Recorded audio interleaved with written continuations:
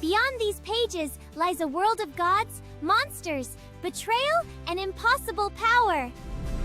He died as the most powerful mage of all time. He was considered by everyone to be the creator of magic, and he died, casting a never-before-seen 15th rank spell that obliterated the strongest demon, but still ended up in the afterlife because he had low chakra just like Kakashi. Now he's reincarnated 50 years later in the body of Kusanagi Minato, and quickly realizes all humans are just useless weaklings, so the literal creator of magic now has to attend a magic school? Well, at least there are cute girls there.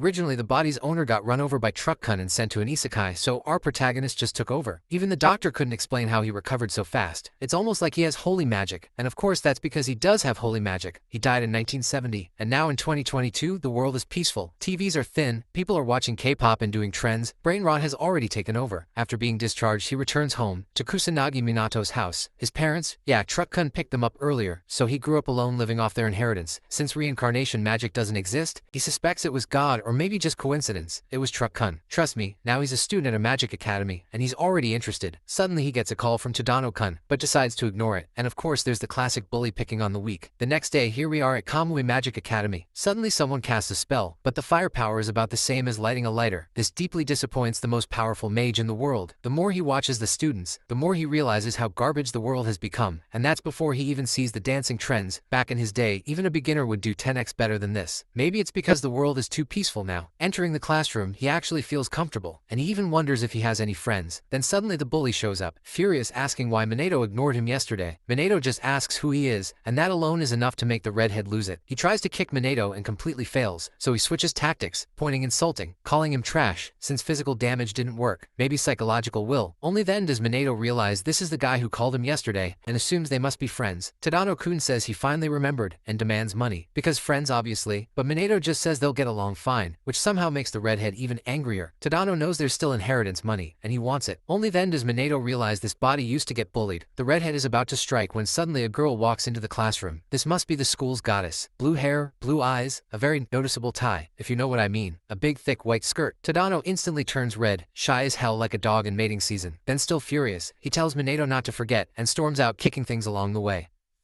On the board, there was information about the great global catastrophe. The teacher asked the students to comment on the topic. Then the man explained that had been humanity's last great catastrophe. Back then, the world was overrun by monsters, but the founder of magic, Ichikami Minato, thought differently, and faced the monsters alone. After defeating a high-ranking demon, he ended up dying, and since then, no other catastrophe has happened. At that moment the teacher asked who had saved the world, and the blue-haired girl raised her hand, smiling. Mizuha answered that he was the only survivor of the disaster, and the first mage in history, which is why the Divine Magic Academy was created. His eyes were shining as he spoke. Confirming it, the teacher explained that he was the first to awaken to magic, and added that the academy existed to train mages like him. Shaking on the inside, the protagonist could only think this was already way too embarrassing. Embarrassed, Ichikami thought he wouldn't have come if he'd known he'd have to go through this. Narrowing his eyes, he remembered the doctor's words and concluded that mages had gotten weaker after peace spread across the world. In silence, the boy watched the birds outside the window, smiling faintly. He felt satisfied that everything had ended up that way.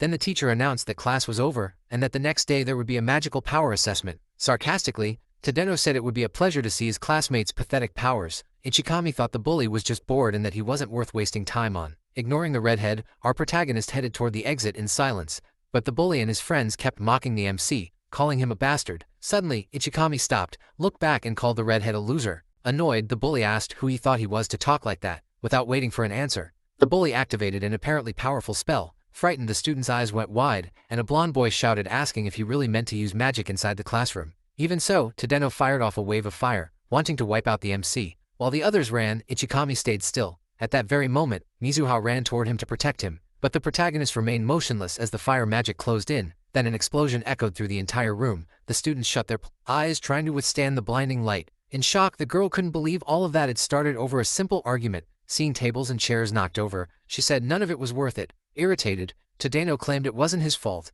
and that he'd only reacted to being provoked. When the smoke cleared, it was obvious the protagonist was unharmed, leaving all the students who were there in absolute shock. Then Minato just scratched his head, still trying to understand what had just happened. Tadano's expression cracked in disbelief when he realized his magic hadn't done any damage to the MC. The protagonist thought a first-level attack could be blocked easily, and that he wouldn't even need to use magic. Tadano panicked when he heard the MC say he was only being nice because he was still a kid. With a cold look, Ichikima said that bad people like him needed to be set straight. leaving both the redhead and his goons in shock. Soon, an insane aura suddenly rose up from the protagonist. A flash of light filled the room. Noticing bluish particles in the air, the students realized they couldn't move. Confused, Mika tried to figure out what kind of magic that was. At that moment, the redhead couldn't stop trembling as the protagonist with that terrifying aura walked toward him. Realizing the MC was going to attack him, the bully froze. Saving the redhead, the teacher showed up, asking what that noise had been and who had used magic in the classroom. The protagonist just looked at him. Letting out a deep sigh, he smiled and said nothing had happened there,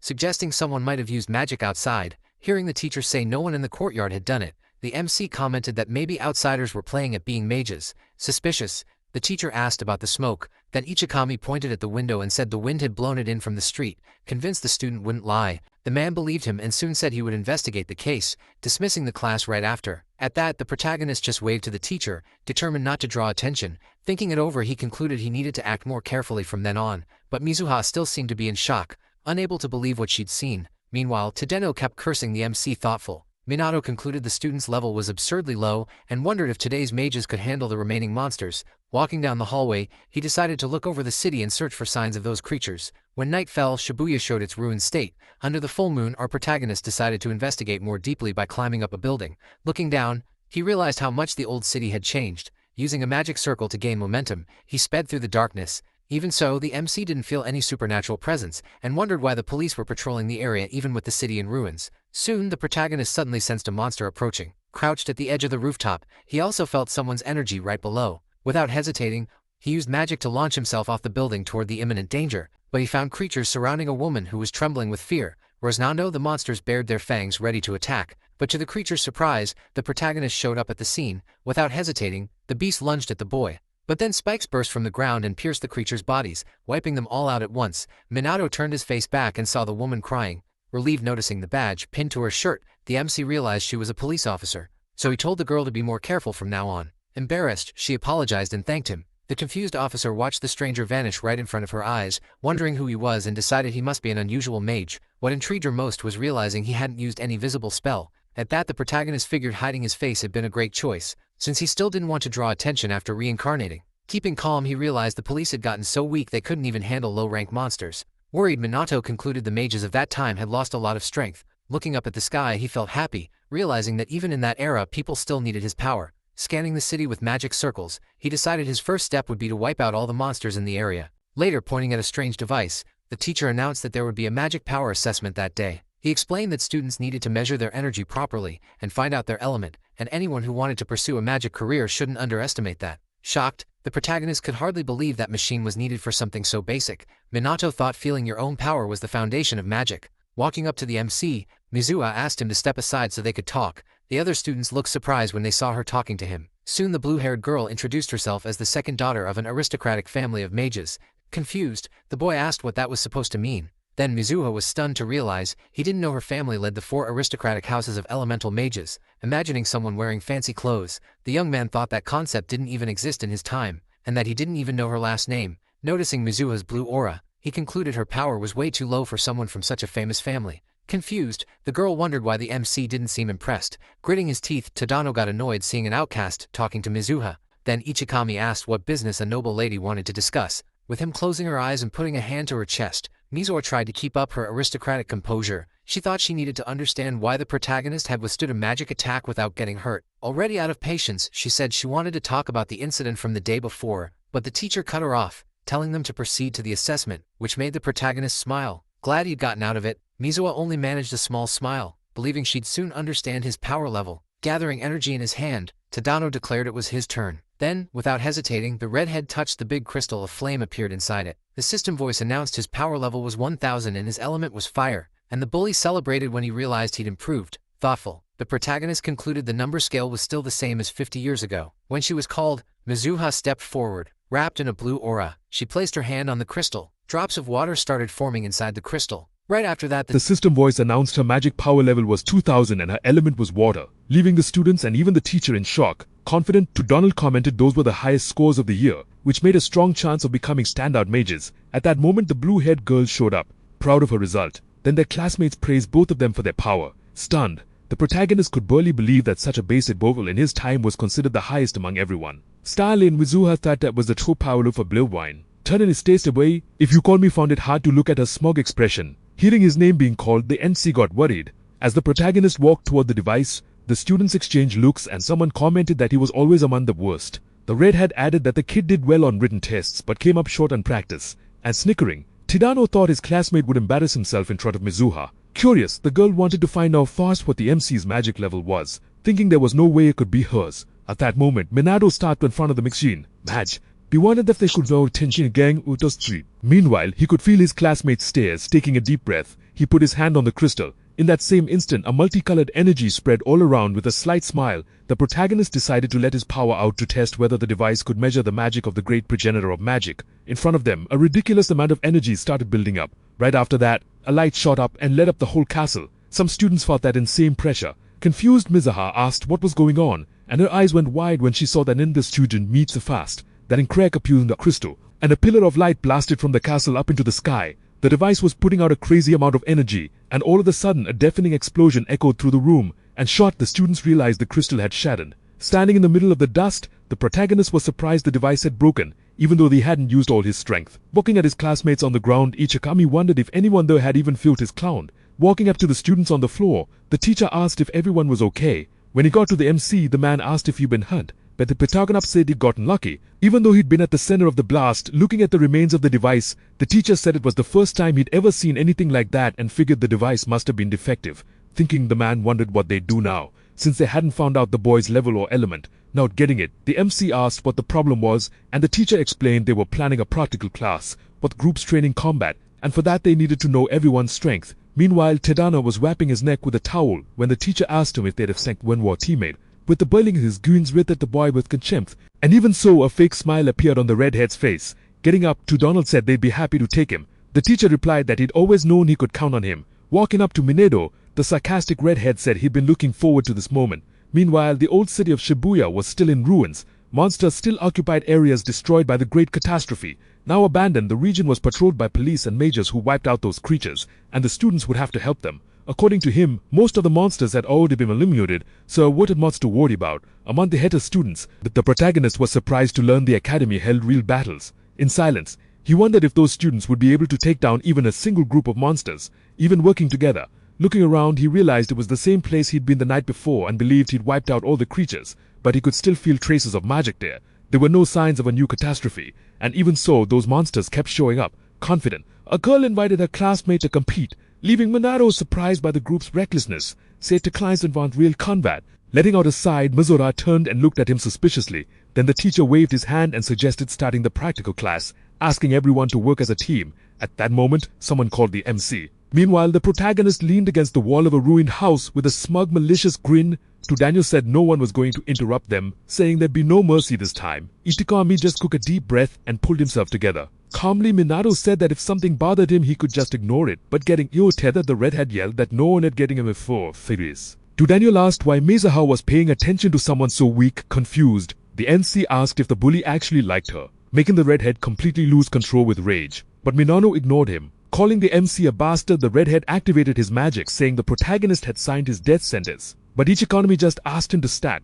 Not listening, to Daniel said it was too late for apologies. Then the MC told him to turn around, but the bully said that trick wouldn't work on him. All of a sudden, a strange scent caught his attention. When the look contest saw a suit monster wrapped in dark energy. The boys' eyes went wide, not believing what they were seeing. Feeling the oppressive aura, they asked what was going on. One of the goons asked how a demon god had shown up in Shibuya. Terrified, the delinquent wondered if Daniel could handle that creature, and he said it'd be easy to beat it. Confident, the redhead threw a burst of fire at the monster and said everything was taken care of, while his friends cheered. When the smoke cleared, it was obvious the monster hadn't taken any damage. Seeing that, the redhead forced a tense smile. Standing behind him, the protagonist thought no one there stood a 10 against the first-class standing guard. The creature took a stand forward, and the students started shaking, and Daniel dropped to the ground in disbelief. The monster's shadow covered all of them, leaving the bully desperate, thinking they were going to die right there. The guard lunged at them with sharp claws, but suddenly something made him stop. It was Minato standing right in front of him. The MC's expression stayed calm. The monster remembered that wave of energy ripping through his body and the blood spraying through the air. Soon the creature was thrown backward, rolling away from the delinquents. Then the protagonist said it was obvious even to a demon god,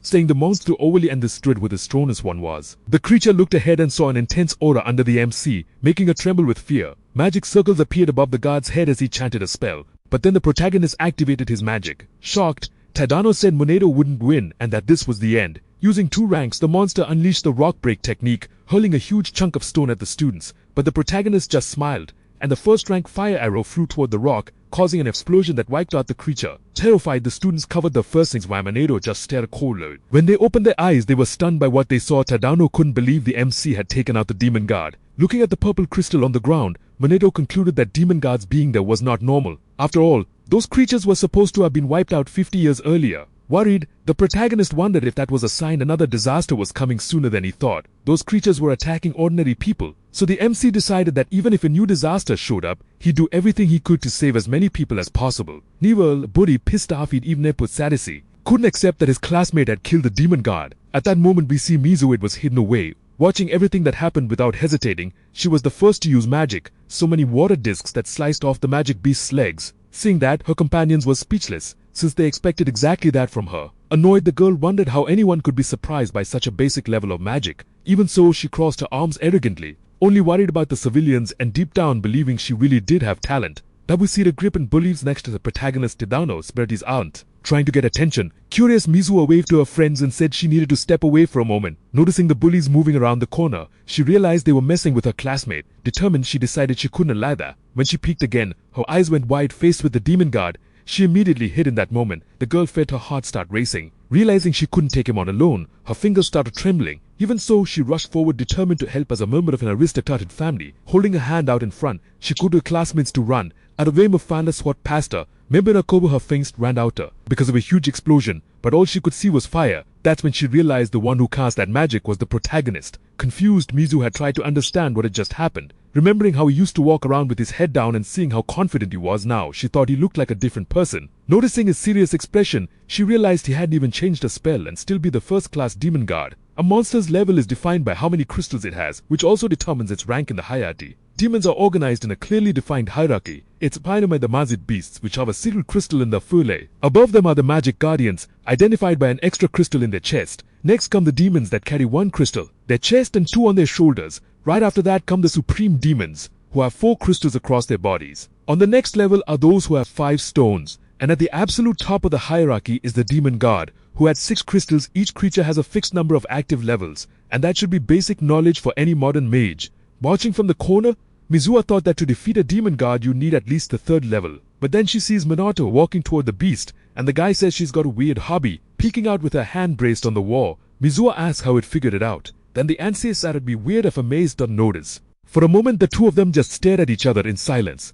Closing his eyes, Minato asked if she couldn't feel the magical power, leaving the girl in shock. Chasing after him, Mizuha told him to stop and demanded an explanation. Next we see Minato on top of a building. Relieved he managed to digit the girl. Looking around, he decided to check if there were any monsters nearby. Soon 5 sources of dark energy popped up in his senses. There were no demon guards, but plenty of magical beasts were still in the area. Sizing things up, Minato darted the stillings were endless, even considering Tidano's Labu. Determined to cut down the threat near Shibuya Station, he cast his magic and 2nd-level projectiles spread across the city. When they felt that massive amount of energy in action, the students were stunned. Surrounded by the magical beasts, they quickly realized they couldn't take on that many enemies at once. In the middle of the chaos, a monster attacked a girl, but it was instantly killed by a wave of energy that appeared before it could hurt her. As the projectiles hit different spots, Minato figured everything was under control. The creatures started dropping one after another, figuring to pressure the students. Watching the outcome, the protagonist realized he'd overdone it, and that almost all the monsters had been wiped out. In the end, he admitted he should have held back more,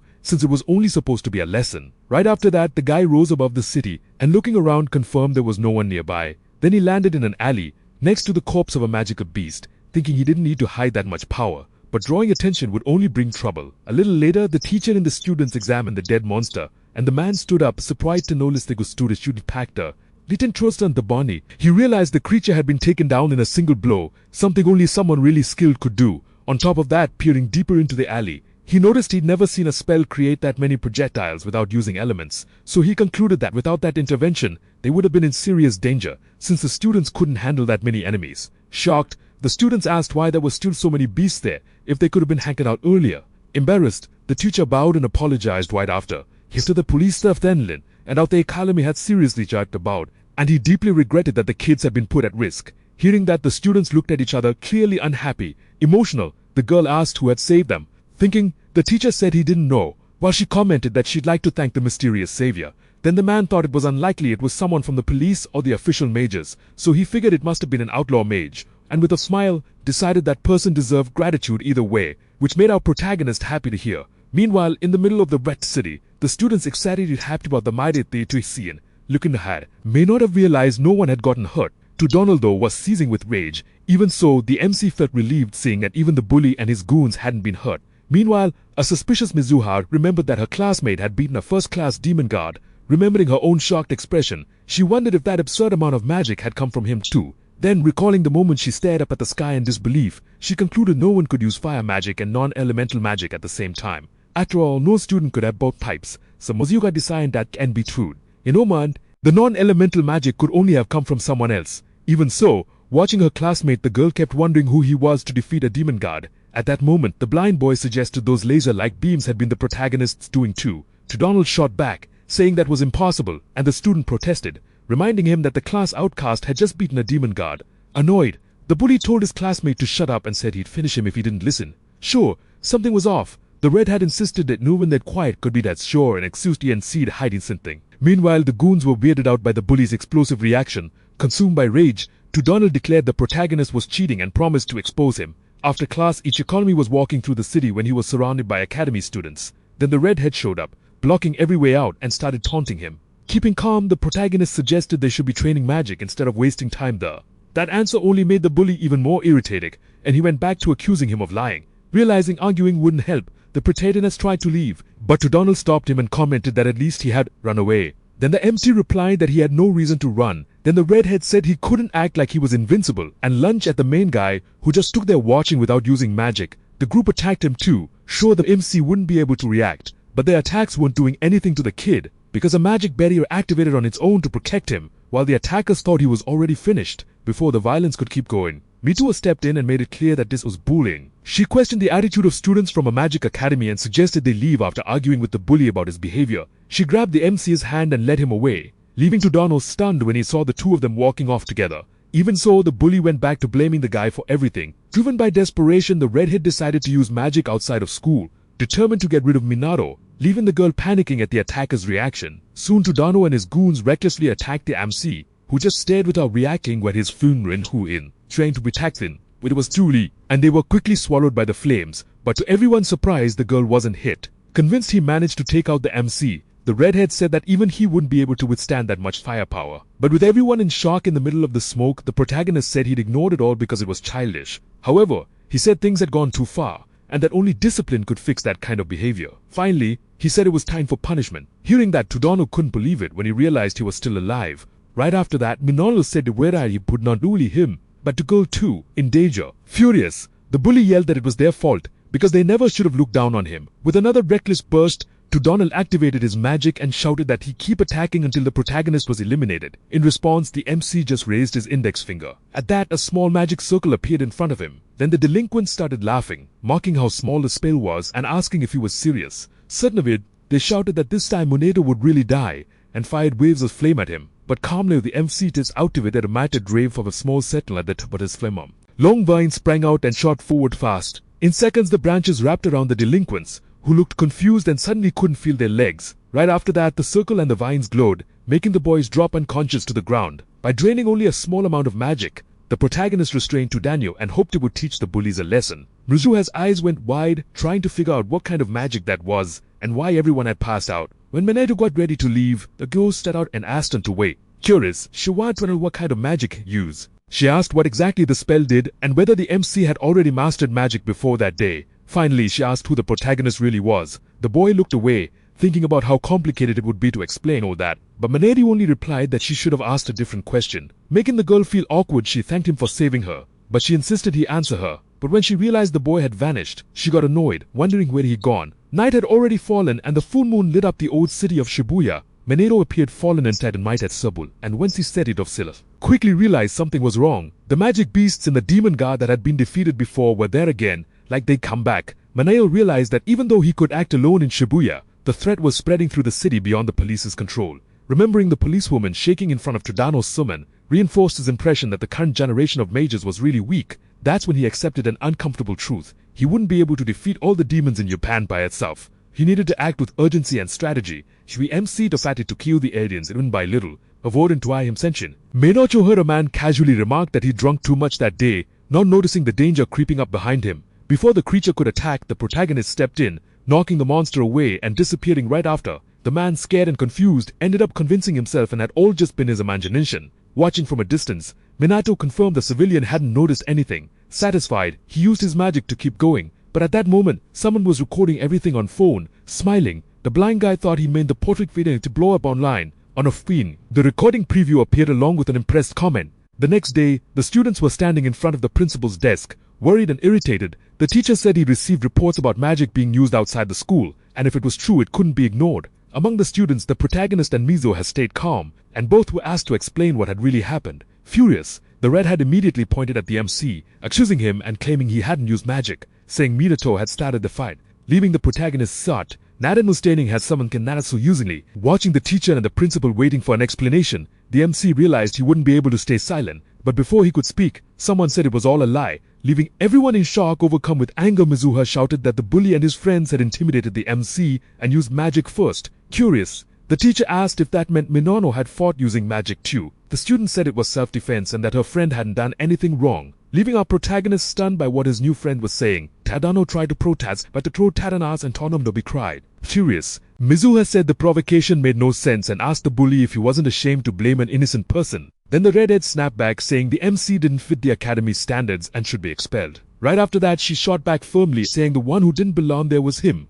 The guy bragged about having the best results in the course and said no one but him would be able to face her. When he pushed the argument further, Mizuha backed off and asked what they were even talking about. Tadano further convinced her, saying someone like that student would never be able to protect her, and they asked her out to Mushu and that's what. She refused without hesitating, saying he could keep dreaming. Leaving the bully speechless, completely shocked, she explained she'd never date someone who bullied others, took pleasure in being cruel, and would still pick the worst possible moment for a confession like that. With that, the red had collapsed to the floor while the protagonist just looked at him, feeling sorry for him. The principal concluded it was the bully and his friend's fault, making it clear the magic had only been used in self-defense. He said the academy didn't need people who used magic out of pure selfishness. He encouraged the group's expulsion. The expelled students panicked, claiming they were just following orders. Then the teacher dismissed the other students and apologized for what happened. In the hallway, Mizui says she hadn't felt that outraged in a long time and called the others' behavior disgusting. Then the MC asks what would happen to them after being expelled, and she explains they wouldn't be able to become mages anymore. Indignant, she asked Minato how he could stay quiet after everything they said,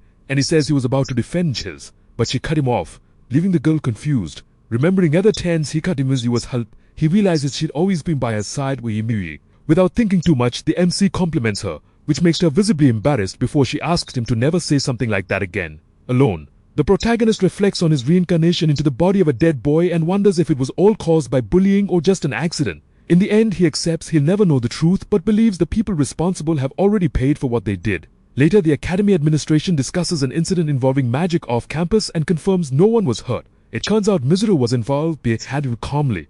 It afforded its stunt plans and worse in the economy. Among the students, the rumors only grow, and many talk about Ichikami's insane strength. Some even doubt whether he might be stronger than veteran mages. Because of that, a decision is made to find out what the MC's real power level is. Meanwhile, Ichikami thinks about how long that apparent peace in the world is going to last. The students watch a weird video of a hooded mage, but he doesn't pay it much attention. Minato is caught by the teacher, sparking everyone else's curiosity. Soon after, the teacher announces a new magic evaluation for those who had failed before. Curious Mise believes that Def Fein should feign at what the MC has killed him off. Soon all the students are shocked when they see something. It was Ruka who showed up to watch the test up close, making it clear she wants to judge Ikakami with her own eyes, making Mizuha even more curious about her presence. Afraid of repeating the previous disaster, Minato decides to control his mana extremely carefully when he touches the crystal. But the numbers rise quickly, and he stops at just the right moment. After getting what he wanted, the teacher walks up to him and asks if he's okay, so the guy says he's going to announce the results, and declares the evaluation a success, even though he reveals that Itsukami has no nonsensical elements, leaving Mizuha and the others in disbelief. And when they announce the MC's mana is only 100, the students start making comments about him being the weakest one there. At that moment, Region wonders if that was the same guy they said had beaten up several delinquents all by himself.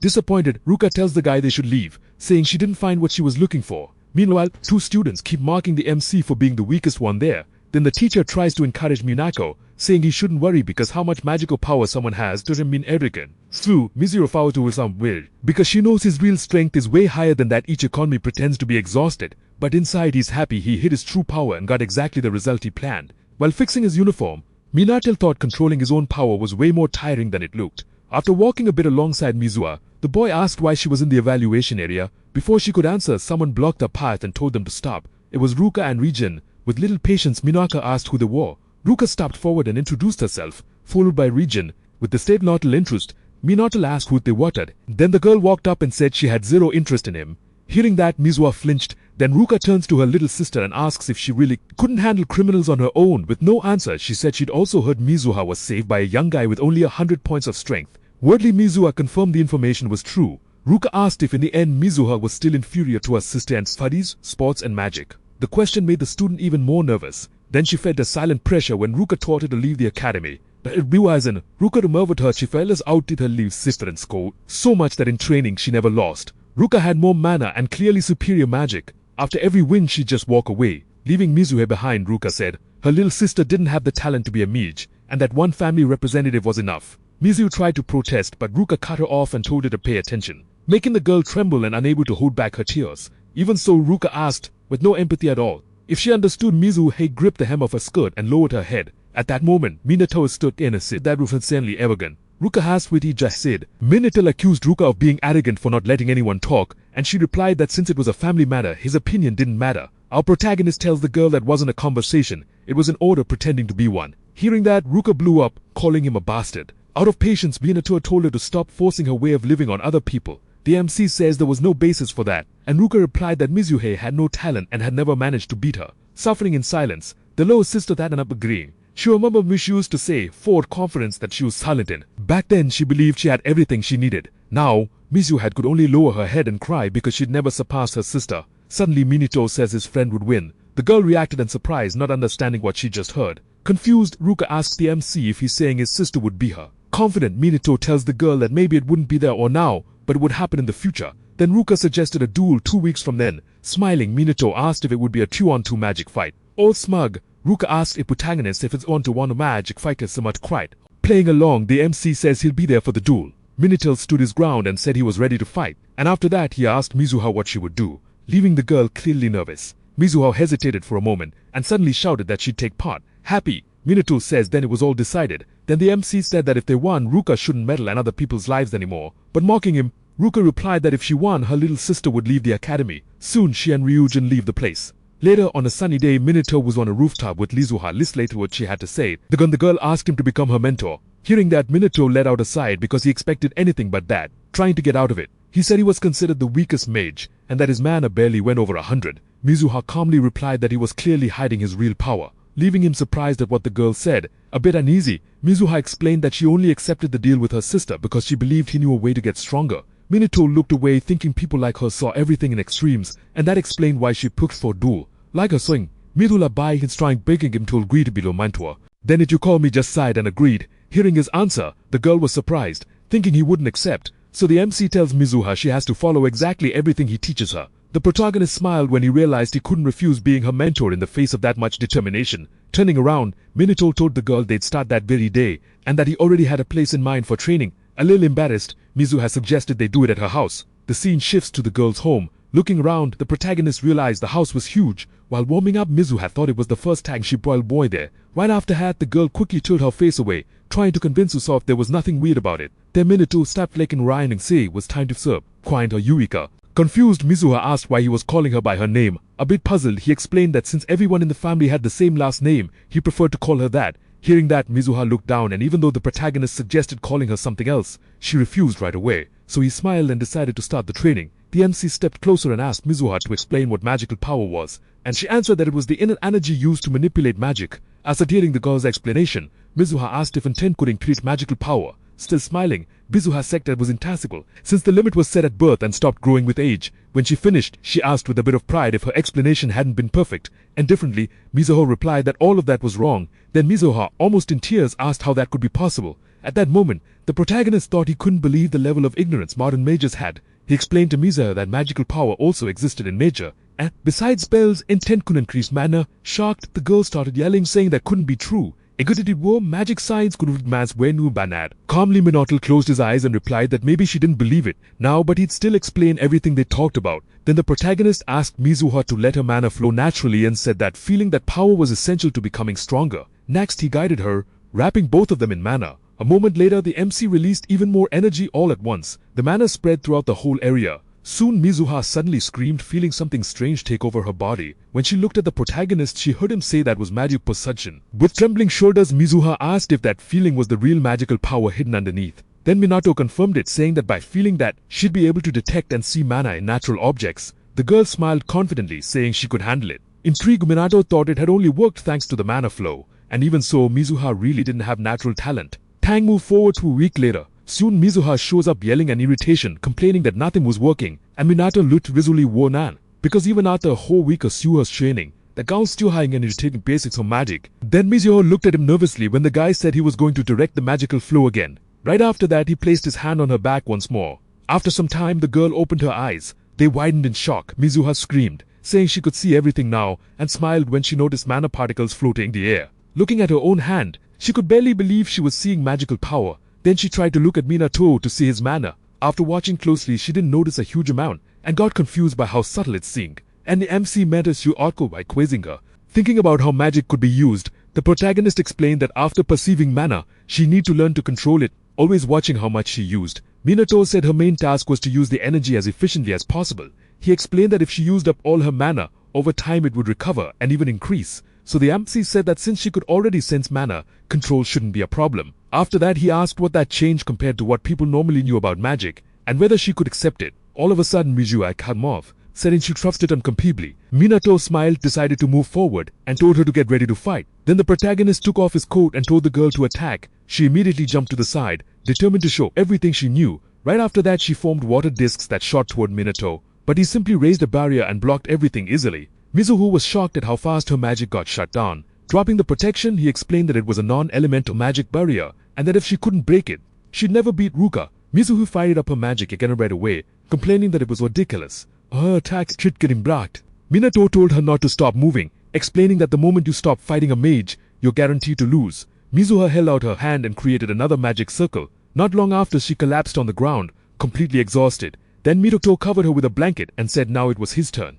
Then the protagonist explained that if she learned to control mana, she wouldn't need to chant spells. Next, he created fire magic and showed how Mizuha herself used magic. Right after that, he repeated the same spell, but his way Mizuha watched and showed his Maru at his busy.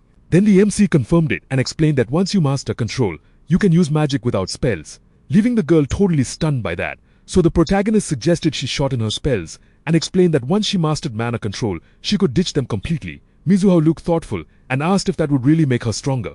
He turned right away and said yes, that's exactly how it works, adding that they should start by freaking her out. Then Minato held out his hand and told her to act like she was on the verge of death, leaking that girl panicking when she saw the state he was in. With Mizuha on the guard, Minato reminded her that this training would have to happen every day. The scene shifts to Harajuku. Wrapped in a cloak, the MC thought that even here there were monsters, and that no matter how many got taken down, the number never went down. Sensing something off, he turned and saw a huge creature charging toward a guard. So without hesitating, he rushed over, and with a single strike, tore the monster's head off. Standing over the creature's body, he asked if the girl was okay, but she didn't answer. Instead, she pulled out her phone and started filming. But she couldn't catch Minanani and kill her, and right after that, she leapt up into the air. Pulling up his hood, the MC looked irritated. He didn't expect her to start recording without a second thought, and as he moved through the air, he decided next time he'd wear a mask. The next morning, during training, Mizui hit the ground once again. She tried to catch her breath after an exhausting session. Standing in front of her, the protagonist was uneasy because he remembered there were only a few days left until the competition. Even with the progress, it still wasn't enough, and watching her, he realized she was pushing past her own limits. When he said she could quit, Mizuha pressed her lips together with effort. She got up and said she'd always been compared to her sister, and because she couldn't surpass her, she'd already given up on a lot of things. But shouting with everything she had, she declared she'd never abandon magic because of her Minato. Calm replied that at that rate she wouldn't be able to win. Even exhausted, Mizuha asked him to be even harsher. Hearing that, he smiled and said then he wouldn't hold back. Then the girl smiled back and took a fighting stance. The protagonist quickly explained the spell process, and there like an act, Mizuha went back and fighting, and when night came, he had to carry her because she was so warm out. The next day, Minato smiled as he praised a successful attempt by a student. Mizuha threw herself on the ground, celebrating her own progress. Then the protagonist praised her again, and she just smiled when she heard it. Then the big day of the magic competition arrived. Soon the protagonist looked around and was a little surprised to run into something unusual. A crowd was packed in front of them. Reporters came up asking for a few words about the duel that was about to happen. Watching replied Mizuha, he wondered why there was so much attention. She had family rounds got people curious, and may not have suspected it also had to do with the influence of the magic aristocracy. The scene shifts to the arena. The protagonist thought it was all over the top, and Mizuha explained that magic duels were rare, so they turned into big events. Hearing that, he just shot her an indignant look. When their names were called, Mizuha jumped up and then started trembling with nerves. The protagonist just smiled and told her to do her best. Surprised by his words, the girl stared at him and then smiled, and Mizuha walked confidently to the arena, and she moved forward so that Minato was amazing. Soon she was face to face with her sister Ruka. Slightly irritated, looked surprised to see the younger one hadn't run away. Mizuha frowned as she faced her opponent. Keeping calm, Ruka asked if she really thought she could win. After that, she crossed her arms, waiting for an answer. Then Mizuha got annoyed and said with conviction that she was sure she'd win. But Ruka answered with nothing but a sarcastic smile. Sensing her sister's strength, Mizuha tensed up. Even scared of the gap in power, she smiled and asserted not to back down. Seeing the announcer stare at the gadget too. As soon as the fight began, both of them got away. Mizuha stepped back and formed a magic circle. Ruka moved too, starting to chant a spell. Watching the fight, Minato thought Ruka had even the simplest tactics down, while Mizuha had gotten carried away and forgotten him. Then the two of them pointed their magic circles at each other. Mizuha quickly fired a water disc, and Ruka answered with the same spell. The attacks collided. Kicking off the clash, Mizuha defended against the attack, and was surprised to realize she'd managed to match the magical power, something she hadn't expected to pull off right then. Ruka, visibly irritated, told her sister to competitive water fight and the fool, this could be conspected to success. Unexpectedly, Mizuha got fired up by that and couldn't hide her happiness. Noticing her reaction, Ruka arrogantly asked what she was so pleased about. Then she said it wasn't a compliment, just a comparison. As she went back to shaping magic, she decided to raise the level of her attack, and Mizuha immediately responded, forming the same kind of spell. A moment later, Ruka released a second-level water blast. The droplet shot forward at high speed, hit Mizuha head-on, and forced her to defend at her limit. But unfortunately, she got thrown out and then reamed wide at the MC's feet. Got in her line there. He thought that if this were a contest of spell reading, Mizuha would have won, but in raw power the opponent was clearly superior. Walking up to the edge of the arena, Ruka called Minato insensitive, saying he hadn't even helped the girl. Then the protagonist replied there was no need to interfere, leaving the girl confused. Mizuha was shaking all over, started to get up with difficulty. Ruka, worried, called her an idiot, and reminded her she'd just been hit by second-level magic. Confident, Mizuha lifted her gaze and said she wouldn't lose to her. She hulled her gad and certain that she would fell her gate to nose, because all she had was magic. But in that she wouldn't give in, and she formed a magic circle, while reciting an unbelievably short spell. Ruko did the same, again using second-level magic. The two forces started colliding in the center of the arena. Mizuha's body wouldn't stop trembling, but she had no intention of giving up. Even so, not even her willpower was enough to keep her from collapsing to the ground. Not long after, with all her arrogance, Ruko was declared the winner, while Mizuha stayed on the ground trembling, fully aware of her own defeat. Seeing her like that, Minato concluded that this competition depended on the amount of magic used along with how well you coordinated that power, and that was what decided the result. Next, the MC got irritated when he heard Ruka say that now it was clear Mizuha had no talent. The guy started to stand up. Agreeing with those words, Mizuha felt her heart tighten when he said she was clumsy, didn't understand the essence very well, and had performed badly. But then he smiled and added that on the other hand she had perseverance. That shocked her deeply as she stared sitting and bound, standing in front of Ruka. The protagonist said that despite the loss, he liked people like Mizuha. With a smile on his face, the MC announced that to everyone around. The girl started crying and began trembling again when she heard those words. Then Minato declared that Mizuha was his student and that he wouldn't let anyone talk badly about her. After that, the girl started crying even harder. Ruka, irritated, said it was a huge honor for someone whose magical power barely even reached 100. Minato got serious and said that Mage would be the one to defeat her. With contempt in her eyes, Ruka replied that this wasn't the first time he talked arrogantly and said she wouldn't be his opponent. Suddenly, Ryujin shows up with a big grin when he realizes it's finally his turn. As he left the field, Ruka told him to end it as fast as possible. Meanwhile, the protagonist was carrying his student in his arms. After sitting her down in the stands, he turned to the arena and smiling asked her to watch the fight closely. Midiwal answered, confused, and right after that she noticed the wound on her hand was gone. Along with the pain and the bruises, Minato stepped into the arena, determined to hold back his own power so he wouldn't look like too much to everyone else. Not using elements or spells, but he remembered that without magic barrier, a direct hit could be fatal. With those thoughts, he gave a nasty little smile and admitted that either way those could be fatal. Standing in the arena, Riju taunted the MC with a confident smile, saying he wouldn't hold back, while the protagonist calmly replied that he'd be the one holding back. In the stands, the students waved and shouted mockingly, telling Rejun to spare his opponent and take it easy. Then Rejun got ready to fight, while the protagonist mentally sized up his strength at 8,000, a manageable level under normal conditions. So the MC figured that with his own level capped at 100, any mistake could be fatal. Su Bulfu then ready for an intense clash at a shot echoed Kudi arena. Anantan is there to be second duel. Rizime started casting with no intention of sparing his opponent, building power fast while asking if the MC really had experience in real fights. Then the delinquent decided to test him with a single blow and with sarcasm and contempt taunted the protagonist, asking if he could handle that kind of force. Suddenly a magic attack hit him in the head. Then the protagonist said it was already too late, keeping his hand outstretched like it was a weapon. In the stands, the students rooting for Resumes were stunned, not understanding if the fight had really ending. The feuding for Hisuten Minato the winner. The referee announced the end of the fight while the protagonist stayed standing in front of his unconscious opponent. Ruka ran up to her friend and shocked realized Rijun had passed out from a single hit, without any spell chant, wondering what kind of cheating that was. At that moment, Minato walked past her with his hands in his pockets and said it ended fast, just like she asked, which made Ruka furious. Suddenly Mizuha jumped down from the stands, breaking out in a cold sweat, and said that was incredible. Ruka lifted her head proudly and with contempt in her eyes said the protagonist should have some worth, and the MC just coldly asked if she was comparing herself to him. Annoyed, Ruka snapped back and the protagonist sensed her powerful magical energy, noticing she was already above Rizun at 10,000 power. A few minutes later, the two of them stood face to face, ready for the decisive battle. The judge announced changes to the second competition, highlighted the expectations on the protagonist, and explained that the winner would decide the round. While Minano reacted with a faint smile, Ruka showed tension, and the second duel was announced without hesitating. The protagonist fired off a spell, and a powerful magic projectile appeared, and Ruka reacted instantly, starting her own casting, keeping the attack going. Minoru figured that with the gauge capped at 100, the magic's power was low, so if he didn't aim for the head, the impact would be almost useless. But Ruka raised her hands to protect her head, and withstood the attack. Right after that, she spotted an opening, and counter-attack, firing a water projectile that hit the protagonist dead on. A few seconds later, what Ruka saw left her in shock because it seemed in Prato. A protagonist subtly made a gesture with his hand, and dispersed his opponent's attack. In disbelief, Ruka noticed Minato was unharmed and seemed not to have used magic, trying to figure out what he had actually done. In the stands, the students were surprised to see that even after that clean hit, Ichikami didn't have a single scratch.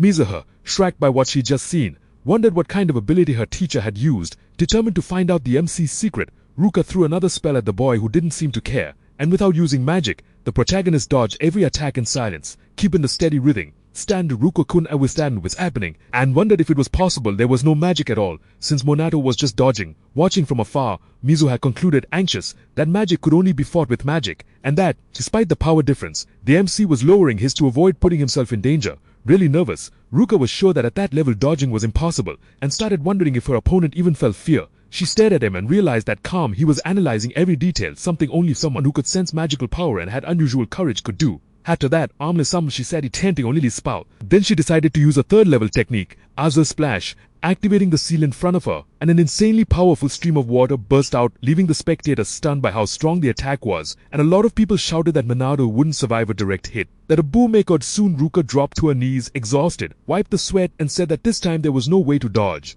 But suddenly an attack from the protagonist hit her in the head. When she looked up, Ruka saw Minato standing there unharmed, pointing the head with a gun, and in desperation she yelled, wanting to know how he was scanned. So the protagonist answered bluntly that he used a technique that could absorb magic and passed right through her attack. Hearing that, the girl realized her own technique had left deep marks along her way. She froze at the realization. All of a sudden she started laughing uncontrollably, repeating to herself how that could have happened. A few minutes later, she calmly admitted that it had been a total defeat. Right after that, the judge announced the victory of contestant Kusanagi Minato. At that moment, the protagonist turned around and saw his student running toward him. With the judgment around, the MC saw that woman, and Mizu at his accent with a soft frown. Moved, Ruka stood up, promised she wouldn't interfere anymore, and made it clear the protagonist was free to do what he wanted, surprising Mizuwa with her attitude. Minato didn't answer right away and just sighed. He casually said Mizu's injuries reminder, saying Ruka had held back, which made her deny it angrily. Clearly annoyed, Minato said his student had gotten stronger in just 2 weeks, and asked if it wasn't time for her to stop being so overprotective. Hearing that, Mizuwa clenched her fist and said she'd get even stronger, strong enough that her sister wouldn't have to worry anymore. Giving them a stand, Ruka said she believed in her little sister. Happy with the results, the protagonist just watched as the two of them made up. All of a sudden,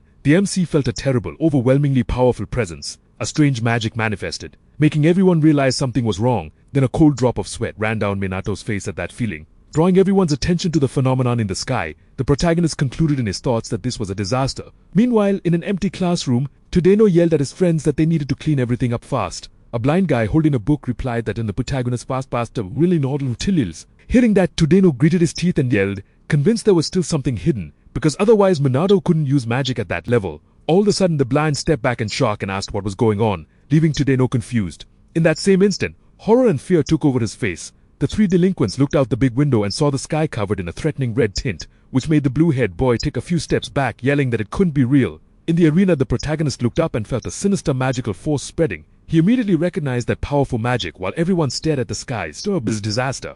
The Academy students panicked, yelling at that edge staring was happening. While in the middle of the chaos, many wondered if it really was a disaster. The protagonist watched the sky filled with dread and wondered why it had started, questioning whether the place had something to do with it. Thinking the MC remembered the first disaster had also started there and wondered if it was really a coincidence. The next moment, huge portals appeared everywhere and monsters started crawling out, spreading fear instantly. The students ran in panic, screaming for help, while a teacher tried to calm them down. All of a sudden, a bright light appeared, and soon we see it was coming for the protagonist's right to power, and he managed to protect some of the students. A green magic seal appeared in front of his mouth, and the MC shouted for everyone to calm down. The students were in shock watching Minato. Calmly, he explained that at the start of the disaster only small monsters would appear, and that everything would be fine if everyone acted carefully. The MC ordered an evacuation to the gym, warning that splitting up or being alone was dangerous, and pointed at the sisters, saying they should take shelter too, and Mizuho asked what her mentor would do. Minato replied that he was going to rescue anyone still in a building, and the short teacher asked if he was going to go in alone, calling it reckless.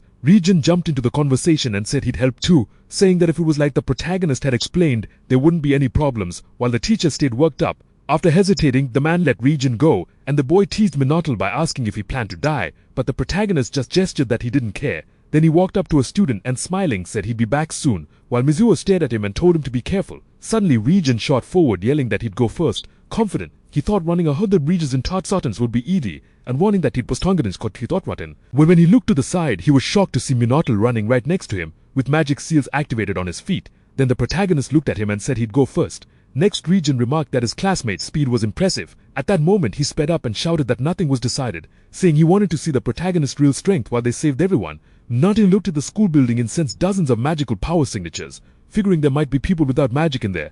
Right. After that, he jumped up to rooftop level and noticing it up in Mindes, some magical beasts pinning stupid stuff in the hallway and in the collateral. Without hesitating, Monidal flew in through the opening. Once inside, Monidal unleashed magic and kept fighting the monsters without stopping. The students panicked. The protagonist decided to push deeper into the building, and soon a monster tried to attack him from behind. But Monidal coldly just raised his hand, activated a magic seal on his back, and erased the creature without hesitation. A few minutes later, Roy-Gen ran up to the place shouting and asking how things were going. When he entered the room, he saw the protagonist standing in the middle, hands on his hips, surrounded when drawing the revered monsters. Minato walked past Roy-Gen without showing any emotion and said he was leaving the evacuation of the rescue people to him. The boy spun around in a hurry, breaking out in a cold sweat, and tried to warn him that it was dangerous to act alone. When he turned back, Roy-Gen realized the protagonist was already gone and complained that he was way too fast. Confused, the boy said it felt like he'd become dead weight, and even admitted he didn't really have any way to argue with that. Seeing the bodies of the magical beast, Roy-Gen realized the protagonist had wiped out dozens of monsters in seconds,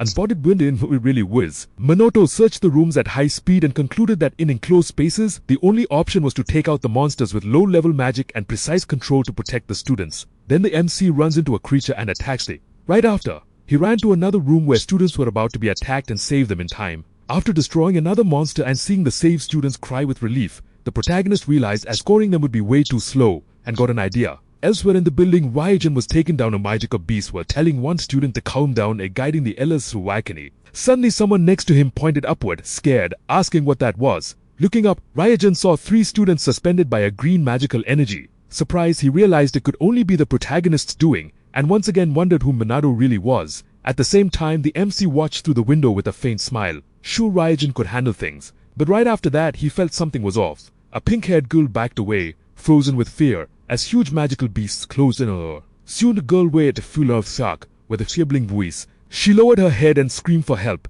The next instant, a blinding light filled the area. The source was the protagonist, who took out the monsters easily. The girl hurriedly got up, completely stunned. She remembered that recently, another creature had been destroyed by that same energy. After finishing off the beasts, Minato appeared in front of her and asked if she was hurt. Embarrassed, the girl recognized the MC and emotional, asked if it had been him who saved her. Then Minato just answered simply that yes, he helped her up and without hesitation confirmed he really was in that practical training session. Despite her surprise, the girl stood up, bowed and thanked him, saying that was the second time he'd saved her life. With a calm style, Minato ordered not to worry because he hadn't time he'd stepped her. Hearing that, the girl got even more embarrassed. A little later, Reincarnation came running up to the floor, out of breath and sweaty, asking who needed help next. Seeing him, the protagonist went up the stairs, left the girl in his care and explained she'd be safe while he kept pushing forward. Before he walked away, the girl called the MC by his name. Leaving Reincarnation visibly confused, Minato sped to the next floor, aware he couldn't wait for the police, but still wondering if that decision really was the fastest one.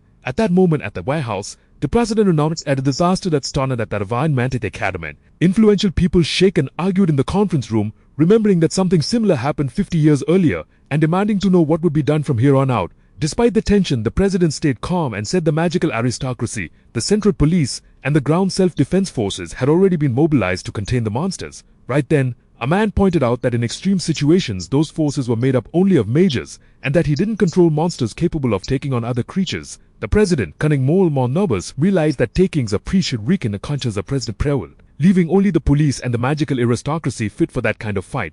After thinking that through, he slammed his fist on the table, staring at his own hand. He concluded that if the tragedy from 50 years ago happened again, if Shikami wouldn't survive. A boy and a girl were speeding along in an official car, where he calmly confirmed the disaster had already started and there was no room for mistakes. She said nervously that nothing like this had happened in half a century, and the guy calmly replied that peace was never permanent, and he'd been expecting this. Next, Inspector Shido explained that this was exactly why that were then, especially since they were part of the Central Police Department focused on hunting monsters. Then Karen says they do everything they could, keeping her eyes on the road. The vehicle raced at high speed toward the academy, followed by several patrol cars. At the same time, an aerial broadcast reported that a disaster was underway at the Divine Magic Academy.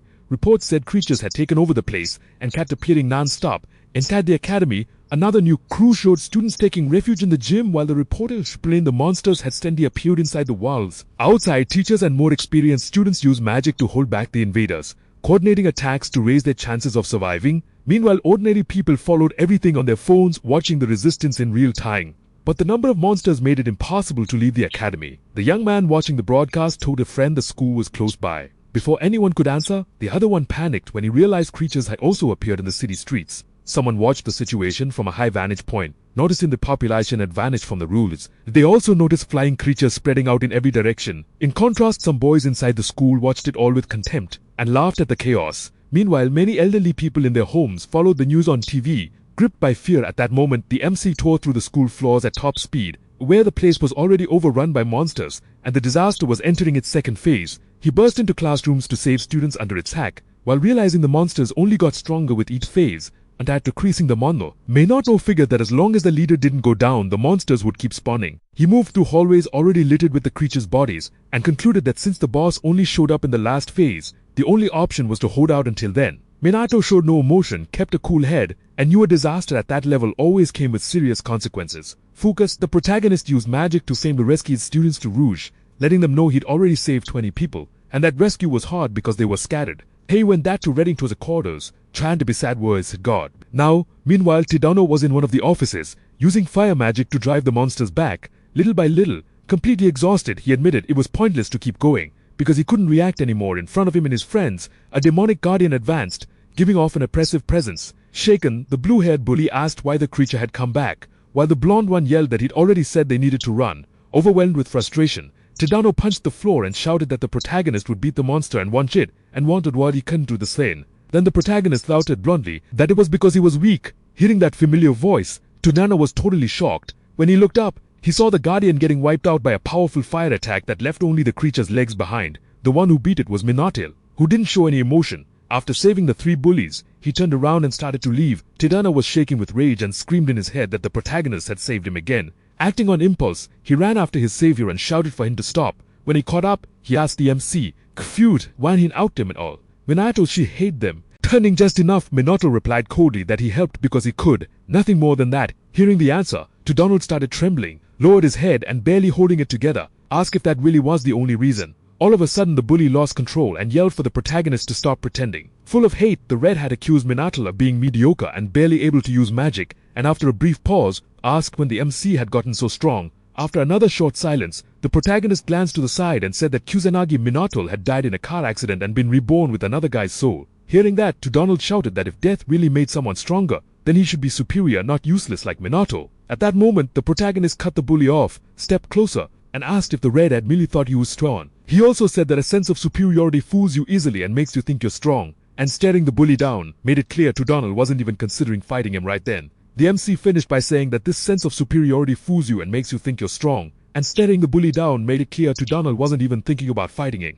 After that, he walked past the redhead and kept going, ignoring him. And shocked, the bully collapsed. Out of control, he admitted to himself that he knew what he'd been learning from, and recognized that his strength had barely improved at middle school. Then Todana remembered how he and his two friends bullied other students and admitted he only did it to vent his own frustration. After that, he got saved by Minato, who used to be weak, and he couldn't accept that reality. Soon his two delinquent friends came up, confused and shaken, aware they were only alive because of someone they used to humiliate. They stood there behind Tanana, who couldn't get up. Tears kept streaming down the redhead's face. Meanwhile, the protagonist kept saving people, taking out every monster he came across. At the same time, a demonic guardian entered the classroom Minato was. He caper-brushed at abruptly. Then the protagonist reacted immediately and held out his hand, readying a magic attack like it was a weapon. He fired at the creature, but the guardian dodged the attack. Then the magic seal on the protagonist's hand expanded and activated its power. The next instant, an extremely powerful stream of flames appeared and completely consumed the monster. A little later, Minato put his hands in his pockets and looked over the damage caused by his own attack.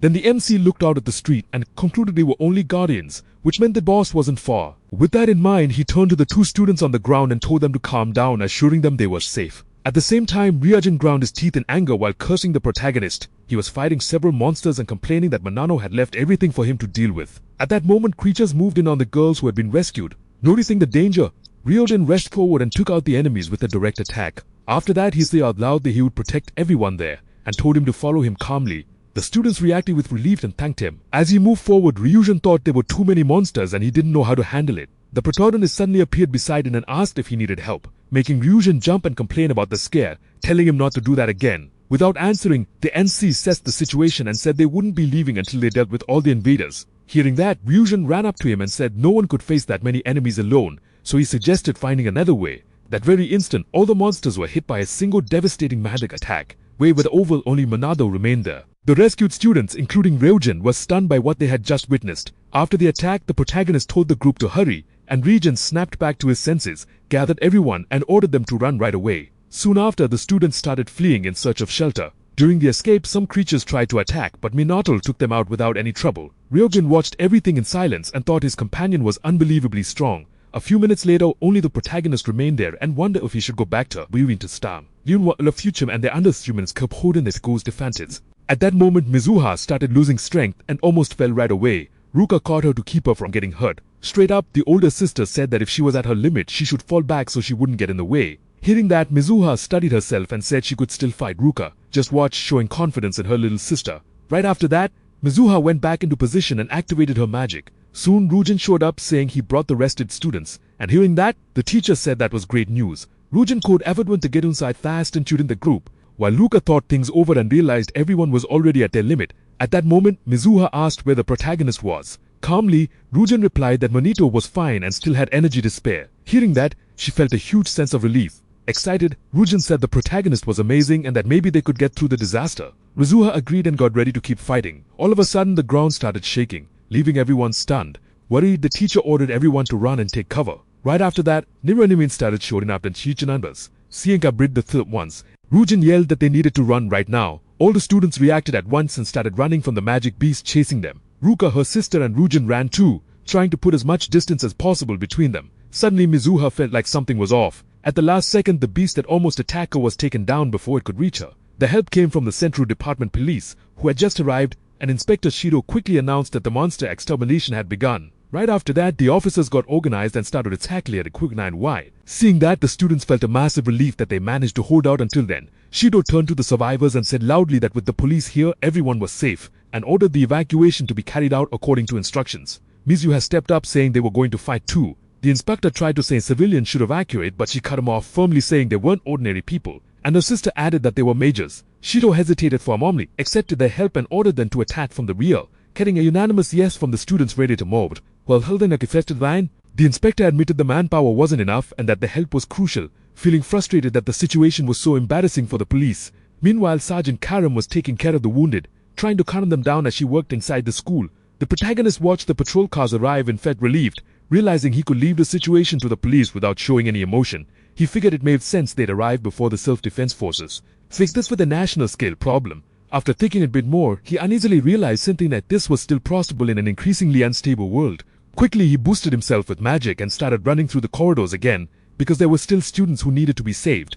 Meanwhile, the reporter in the helicopter said the police had arrived, but warned that the number of monsters kept increasing. Soon after, she announced that the Polik was waiting for the magical aristocracy to arrive. Kids who've been treating it all like a game were now watching the news with anticipation, hoping for an intervention. Elderly people were doing the same home, saying their taxes would guarantee a solution. The reporter repeated the call for the magical aristocracy to get there as soon as possible. At the same time, the noble mage Fukajin watched the outside through the window and ordered not to be disturbed. Worried, the servant asked if he was sure, and he replied coldly that the police could handle a small disaster with no need to involve the magical aristocracy. Then the man got up and left, and the butler, noticing, asked where his master was going to sleep. But Jin just ignored him as he walked out. Even so, the butler bowed and wished him a good night. Caught in the fight, Shalu was at his limit, but Jin bade him as position. Aden's thought, he realized the situation was getting worse fast. He turned to a colleague and asked if they could clear the monster's entry area. The answer came right away, saying it was impossible because of how many there were. Hearing that, Shalu, deep in thought, understood the spawn rate was outpacing any evacuation plan. The inspector remembered that the self-defense forces were only logistical support.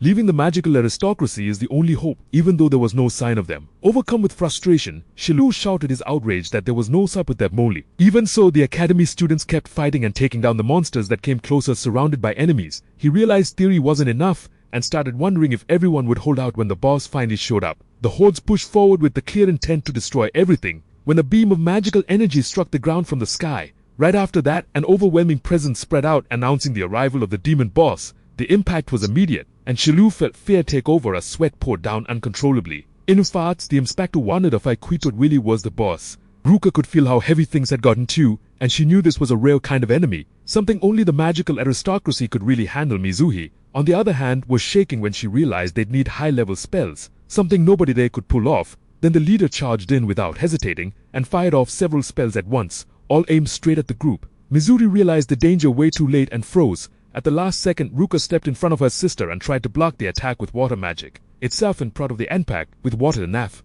Without thinking twice, she shielded her little sister with her own body. The blast hit Ruka, and she screamed in pain as she went down. When Mizuhi managed to look again, she saw her sister was badly hurt and panicked. Even weak, Ruka forced herself to speak and told her sister to run. Unable to do it, Mizui dropped to her knees as the monsters closed in, while the other students freaked out and started running. The girl held her older sister in her arms and begged for help, screaming non-stop. Even injured, the officers kept trying to hold out Ryujin. The Egger's own wounds kept frying, with no instruction of backing down. Then the creature's leader raised his hand and activated a 5th level technique. In that moment, everyone understood death was unavoidable. With tears in her eyes, Mizui hugged her sister and called out for the protagonist. With every second, the leader's technique grew stronger, making the air feel suffocating. With no other option, the girl started screaming her mentor's name, Merciless. The leader stayed at the center of the attack, laughing at the suffering around him. Suddenly, a familiar voice echoed through the area, catching the leader off guard and stopping him mid-action. The creature certainly of hard but an even stronger spot. Then the protagonist appeared in front of the student and apologized for being late.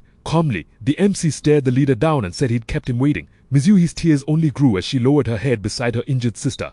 Minato knelt down next to them, set Ruka and said she'd only passed out. Even so, the girl's condition was still worrying. Around them, many students were hurt from the earlier attacks. Seeing how many victims there were, the protagonist's anger rose. He stood up sharply and turned his attention to the leader, and Mizui called out to him, "Sepagli his ancient." Then he answered fully that he will mend at fan. Hearing that, hope returned to the girl's eyes. Right then, a healing technique activated over the injured Mizui realized her sister's wounds were disappearing. Noticing she was healed too, she took a moment to understand what had happened. Little by little, the students who'd been hit started getting up, stunned care and watched everything from a distance, recognized the advanced level of the magic being used, and wondered who could cast something like that. She looked around, saw Shidil on the ground and ran to him exhausted, he said, with a tired smile that his manner was gone, but for some reason he was still holding on. Before he could finish, Karen speared in his bed. Inspector struggled to his feet, rubbed his face and admitted he didn't understand the situation either. Even so, looking at her, He gathered what little strength he had left and said they needed to protect the citizens. Then Karen grabbed the inspector's arm and shouted that it was reckless, but Shido shouted back that they had to fight because giving up meant everyone would die. At that moment, the sergeant started trembling and the tears came uncontrollably, and with her voice breaking, she said it was all pointless now. According to her, the police had been defeated, and right behind the officer's Bradi's pulled, she was right.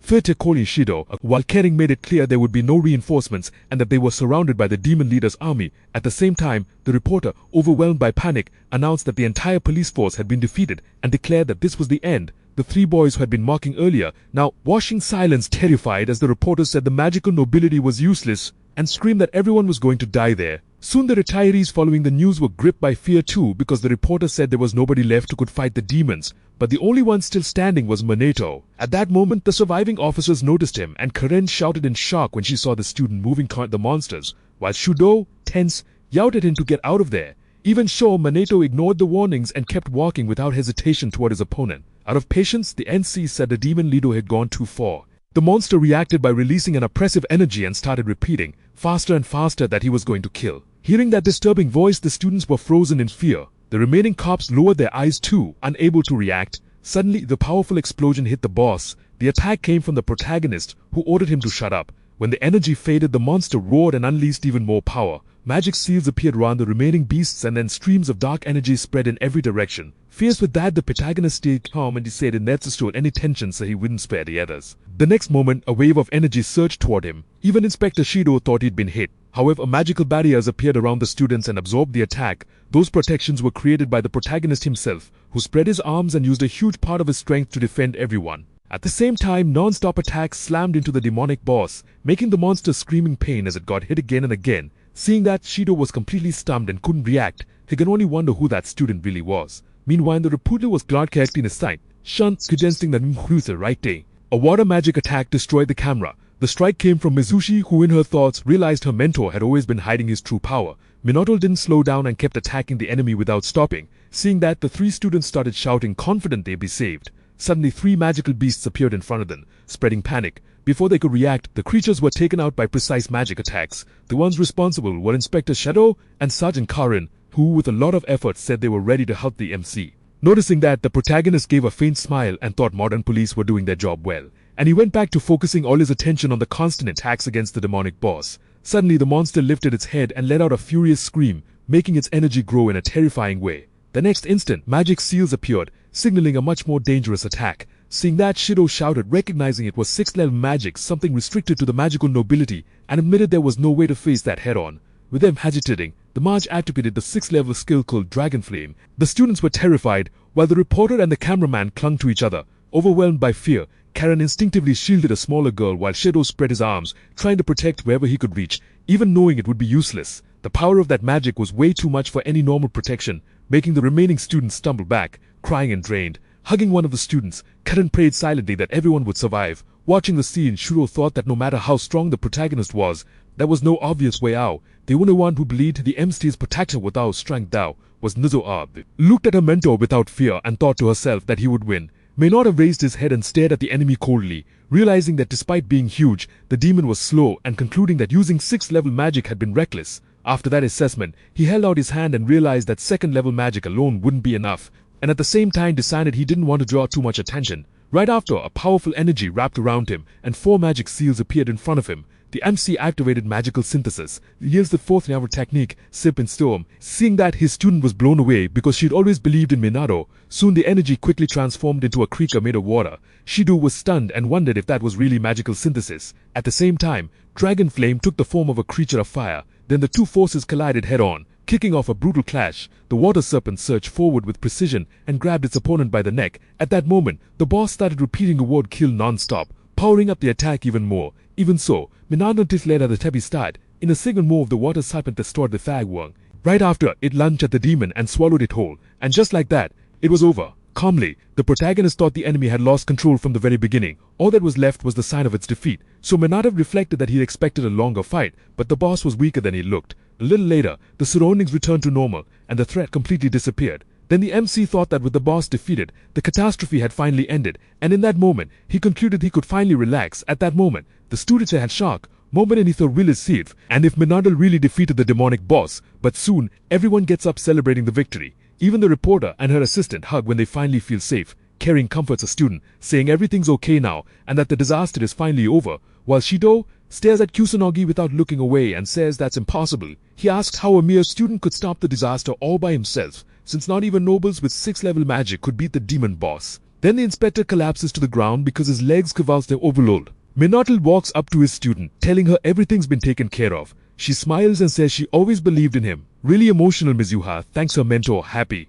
The MC welcomes Yuke. Then both of them are caught off guard. A bunch of students surround him with praise and gratitude, but the protagonist gets annoyed and tells them to back off. Then the MC regrets standing out just like in his past life and hopes he won't have to live an annoying life from now on. Watching her mentor, the girl notices how irritated he got with all that attention. The academy announces the end of the disaster and confirms there were no deaths despite the injuries, and refuses to reveal details about the student who defeated the demon boss alone. His classmates show the news to Kusanagi, who gets irritated by the savior fame while they say that's normal. The MC also gets promoted to Class S, and his old classmates feel uncomfortable, realizing they can't talk to him the same way anymore. Even so, some girls ask what the secret behind his strength is, imagining he inherited the blood of some great noble mage. Meanwhile, a Class S student notices Kusanagi's discomfort with the excess of attention and doubts. A student that powerful really exists. Minato's classmates defend him, confirming he beat the demon boss alone, but the boy stays suspicious, thinking it's all way too weird. Kusanagi takes the chance to leave class, feeling a huge sense of relief as he gets away. Soon his student finds him and asks with a mischievous smile if he's having trouble, and he just says he wants to avoid getting teased. Then she says that's normal. After all, he's the powerful savior who protected the first score. Minato remembers that his student also got promoted to Class S. She confirms it and says it's because of her efforts during the disaster, so the guy asks if she's happy about it. Mizuri says yes, but it's because a certain person is in that class too. Kusanagi remembers Ruka and asks if she's doing better, and his student confirms it, saying the two of them have been talking a lot more than before. Minato thinks that's a good thing, and Yuka is happy too. Then she thanks the MC for everything, showing her sincere gratitude. With that morning, Kusanagi saw a light pile in the Hari, licking a blush and asks why, and then the protagonist explains he doesn't want her thanking him all the time. Mizui just smiles at a conference. A man ends a video call with other countries. They know getting support for the next disaster would be hard, since everyone's overloaded with measures and plans. They talk about the news of the student who defeated the demon boss, pointing out how strange the case is, and the fact that even the police department got beaten. Then they conclude it might have been a misunderstanding, hope other nations doubt it too. In order the noble mages to return to start preparations to our next disaster. And a school rooftop, the tours of Fern's Minad. The four of them look at each other in silence for a few moments. Then Ruka says she has something she'd like to ask Kusanagi. Determined, the girl asks him to accept her as his disciple. After some time in silence in the room, Ruka starts talking about the disaster. Kusanagi managed to defeat the demon captain and stop the whole thing. She's surprised to learn he used level 4 magic, stronger than what many living mages can use. As unlikely as it is, Ruka believes Yuchika because she always knew her sister never lied. She says her sister always been walbathave kisses chaga and didn't like dismaying. She also thinks someone with so many qualities and so much strength shouldn't end up as a talentless mage. Then he has the girl stand up, saying she's going to become much stronger. That makes Ruka really pearl, and she notices her sister has matured a lot. Kusanagi's strength surpasses that of many students, and maybe even her father's. With that idea in mind, she asks her friend to help her with something. If things keep going like this, she become a high-class mage and needs help to become even stronger. Right now, she's apologizing for insulting her friend and seriously underestimating. Song's really selfish, but you've got to swallow your pride to do it. Luckily, the boy is easygoing and agrees to take her on as his disciple from now on. That leaves the girl surprised because she didn't think it would work out since she did a lot of horrible things to Kusanagi, but he's already forgiven the girl, accepted her apology, and there's nothing more to say. In that case, her big tough friend agrees too and doesn't see any problem with teaching. That surprises the girl and she realizes he's that kind of kind-hearted person. While watching the two of them talking, she concludes that Hiriel is a mystery. That kind afternoon, in a kindness tomb at the police division. Shido and his friend Sanada are there from the police division for beast countermeasures. The two of them show their gratitude and thank him a lot because without the MC's help, the civilians would have been wiped out. But the boy says they've thanked him enough and he doesn't need any more, and asks what they want. Even though the investigation into the calamity is over, there's still something that's caught the detectives' attention. The blonde guy asks if the hero awakened his ability after getting into a traffic accident. Some people even say he became a totally different person after that brutal accident. Vishtima's personality changed, and the magic in his body became insanely strong enough to defeat a demon captain. That annoys the girl who wants to understand where they're going with all this talk. The man decides to rephrase his question and wants to know if the MC knows some guy called the Black Mage. This mage defeated beasts and helped a bunch of people in the middle of the night while wearing a cloak. When they ask what that has to do with their friend, they answer that the two are pretty similar. not just in size, but they also seem to be the same age. Their powers are considerable, and there's nobody their age who could use their much magic. Not to mention the time period when he started acting at night. They remind him it's illegal to use magic in the city without permission, and if it's a student, the school will take action. However, since this case has gotten a lot of publicity in the last few days, the police are forced to take action. Explosion won't be enough, and if he confesses to the crimes, they might try to reduce the sentence. So the detective lays his cards on the table and asks if the MC is the Black Mage.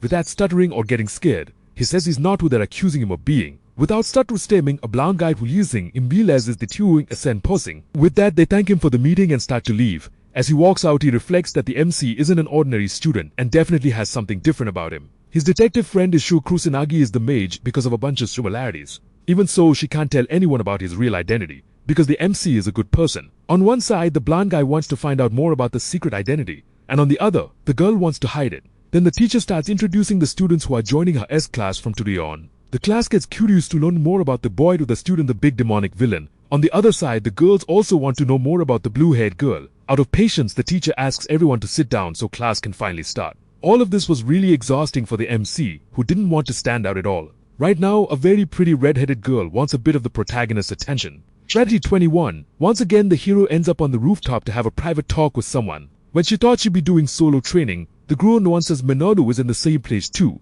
Lufing Trosso, she sees he's with a pretty girl. In a sweet way, she asks if her classmate remembers her. The guy remembers that he saved this girl's life during the calamity incident in the past. He also remembers that during combat classes, she was attacked by monsters, and someone helped her using magic. The pieces start falling into place for Kusanagi, as he remembers that's why the girl thanks him for being saved twice, even if it was the right thing to do. With her cheeks red, she compliments the MC, thinking he's really cool. Today, the girl can do the compliments really well. Heck is cute as well, what the chucking way. Surprisingly, the redhead admits she likes the protagonist and wants to go on a date with him. That surprises the girl and the protagonist too, since he wasn't expecting a confession like that. Even if she doesn't have many good points, she promises she'd do her best for him. She begs for them to start dating from now on. Coldly, the MC thanks her but apologizes, totally killing the girl's vibe. He explains he doesn't have time to start dating someone and that he has something to do first. So the girl thanks him for being honest and says she can give up on the protagonist.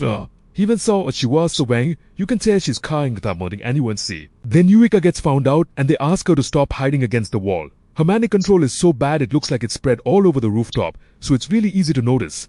The girl explains she was there by chance and didn't mean to listen it on purpose. Still, she asks why her friend turned down dating, since the girl was really pretty. It reveals he doesn't plan on dating anyone, which leaves her confused.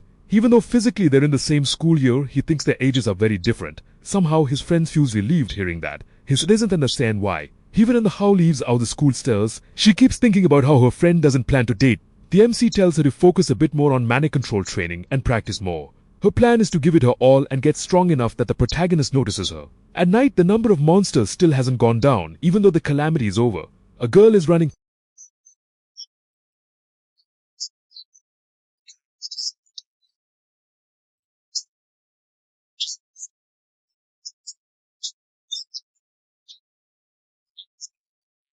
and his fighting skills were terrible. The girl thanks him and seems to already know the reputation of the great black mage. With zero patience, the MC vanishes like magic, leaving everyone behind. While escaping, the MC wonders why his alter ego is getting so famous among people and students.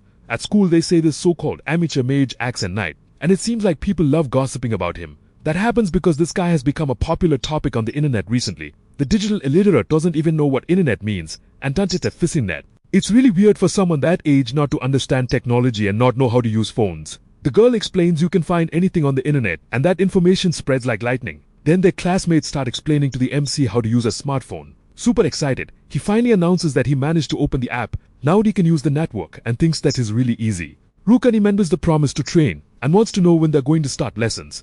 So the boy says they can start after class. In strains for having learned how to use the from. Even so, his train has a really bad feeling they own this. Some time passes and the big guy is already down on the ground after only a short time training. They didn't even start warming up and they already have to act like their lives depend on this training. Even so, the guy is stubborn and still manages to keep fighting. That's the spirit the protagonist wants, and he orders them to come in for the fight. With that, the three of them charge in, using their magic together. Now the story moves to near Tokyo Tower. Some men in suits are using binoculars to watch something from far away. One of them is shaking and asks what's going on. From a distance, they can see a bunch of monsters and beasts coming out and moving closer.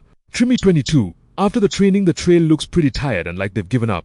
Even so, it was a surprise move, and they hit back with all their strength. That strategy is useless, since the hero is really strong and can counter all of them. Taking advantage of that opening, the girl shows up from behind, trying to attack him from the back. With his high speed, the protagonist manages to dodge the strike, surprising her. On top of that, he shoots magic at her forehead to end the fight again. With everyone defeated, it's time for a break to rest. The look on the protagonist's feet shows intensely fooled everyone about his identity. But the girl thinks there's a reason he doesn't reveal things and figures it's better not to dig any deeper. Also, he thinks the three of them are really easy to fool and way too dumb. Heading back home, the friend said the training was really good and that the big guy is pretty tough. But it leaves him really hungry and he needs to go back home to cook something. This surprises the MC, since he didn't think a big guy like that would know how to cook well. Back at his place, the boy gets surrounded by kids who come to play next to him. The cook walks up with plates in his hands and apologizes for the little brats. But that's not a problem for the protagonist, who shoos everyone away using his levitation magic. Because of that, he gets complaints from his friend, who doesn't like using magic inside the house. It's really unexpected that the big guy is so good at taking care of kids, despite how he looks. Remembering the city ruins full of crying kids with sadness in his eyes, the protagonist says kids are just too precious. And the hero starts ruining solutions to the babies, who keep crying and listening. Before they eat the feast, everyone thanks for the meal. It's revealed the man doesn't have a father and that his mom works late, so he does all the housework while she's not around. The protagonist realizes his friend is pretty busy with chores at home, and also with work, but he says that no matter how hard it is, he doesn't hate doing those things. He says the harder things are, the stronger people get. That same night, everyone sleeps together in shared beds, even if it's uncomfortable. Kusanagi doesn't think it's that bad to sleep like this once in a while. Sled 23. Oh, Sen, the blind guy wants Kusanagi to work together like this. And if he's okay with it, he can definitely lend his power to the police. Even though he really doesn't want to stand out there, the situation won't let him. Besides, he'll be properly compensated, and they'll let the academy know themselves. His friends are also down to help and provide support whenever they can. Unfortunately, it'd be impossible for this bunch of kids to help for now. Even if they're the strongest level at the academy, that's nothing compared to a real battle. The only way to join the team is if their powers are close to the MC's level. Leaving with the protagonist, it tells his friends to go back to the academy. Let us never deal. The hero tells them they should catch up to him. That really motivates the three of them, and they keep that goal in mind. Now the story moves to police headquarters, inside the Disaster Countermeasures Division. There are hundreds of beasts closing in on Tokyo Tower, and they need to deal with it before civilians get hurt. He explains they asked for help from the student who helped a few days ago. When he stands up, Kasenagi causes some murmurs from the seats behind. The blind guy draws attention by explaining it was Minato who stopped the calamity at the academy. Explainly, I don't know who's Lato power, and his cop is basically mandatory. The two jealous detectives get mad at the way the kid acts in the room, but what they need to do is still the same, and they need to wipe out their enemies. Everyone gets sent back to their posts after all the talking. The man apologizes to the protagonists for all of this, and he lets it slide. The one who gets chewed out is Sanada, who should have done something, but was too scared to act. Luckily, the boy really doesn't care about the situation, and asks them not to worry. The detective who's into him thinks the protagonist is a really good person. The wolf combat power levels are in 80 mages, and thinks that them mid-rank. Mid-ranks can use level 2 magic, while high ranks can use up to level 3. As pathetic as it sounds, the hero can use level 4 magic, and is one of the strongest in the police. The battle plan is to have only one battle mage, and that's not even considered a strategy. There won't be many problems if it's just demonic soldiers and magic beasts. The beings from a higher plan are highly intelligent and require strategies to deal with them. Looks like they also don't have any kind of equipment, judging by what the hero saw. They normally go into battle while in light clothes, and he's trained a bike and a jet that used to be anti-beast gear. Now that gear is rare, and the hero thinks about how there used to be plenty of it in the past. Even though he knows magic has declined, he wants to understand what really happened over the last 50 years. Finally, the police arrive at Tokyo Tower. All kinds of monstrosities are flying around even though the calamity isn't happening. Watching everything from far away, the hero gets thoughtful, trying to figure out what's going on. The detectives notice there are way more monsters than what was reported earlier. In the middle of them there's a demonic captain, and the men need a cord of support from pirate organizations. The problem is everyone's busy with the rise and beasts, and they already have a lot to deal with. Probably the only choice left is to take these things down themselves, without getting wiped out. Kusanagi might be able to wipe them all out with his power. That pisses the detectives off, because they think the kid is just showing off and can't actually win for real. Watching this crowd of monsters, he says something feels off. When he looks up at the sky over Tokyo Tower, something red starts to appear. They announce the start of yet another BL calamity. The police radios start to put in the city at the every station. Another calamity is happening around the country. As they listen to the warnings on the radios, people run from the beasts in panic. The cops' top priority is risking themselves to save civilians. On top of that, they're going to try to deal with this calamity inside the city as the main priority. The problem is, they won't have support from anyone in any other area. City 24. A new calamity is happening again. and they want to know what it means. Even if these events happen naturally, the beasts seem to be behind it, and then they figure out how to twin calamity. The detectives are scared, thinking it's impossible to handle without support, and that they need to regroup. The problem is the beasts keep moving and won't stop attacking. All the monsters are heading toward the city at full speed. At this rate, they'll cause a ton of damage to civilians, and maybe the only way is to fight them. Fear starts spreading among the cops, who think their department failed. Even so, the hero is fired up and jumps in, saying they can handle it. He lands in a spot surrounded by monsters rushing in at high speed. Honestly, the whole area is packed with beasts who did a fight. When far away, it's a hack to state the kid is going to end up dying, and that he should run for it. Then he activates a third level spell called Wind Cutter. The whole mass destruction scene shocks the cops and gets the blind guy pumped. In just a few seconds, he manages to wipe out all the monsters around him easily. Even so, the calamity still isn't over, and more demons are still coming. The battle mages start activating powers from a distance. Luckily, the hero puts up a magic barrier, protecting himself from the hits. Putting up that shield was a great call, and it should be enough to black everything. His Akaru attack destroyed all the opponents with a fake of magic. It's wild seeing he can use different magical attributes, just like you'd expect from someone that's strong. The cops' orders are to follow the hero while backing him up. Even scared, the men don't want to run and decide to push forward. So the squad starts attacking non-stop, giving it everything they've got in this war. That's pretty unexpected for the MC, who notices they're stronger than they look. In the middle of this battle, the demon captain finally shows up, looking intimidating as hell. Only a legendary mage can beat this thing, and nobody there is on its level. A blue aura stat surrounding the area, cruising and only caps. The kid's plan is to take down the captain while leaving the soldiers to his friends. The team is shocked when they see their co-workers' powerful magic. They need to keep fighting until the boss shows up. 60 years ago, the first worldwide calamity happened, and since then these events happen every now and then, wrecking the world. If what happened back then happens again, that event will spread across the world one more time.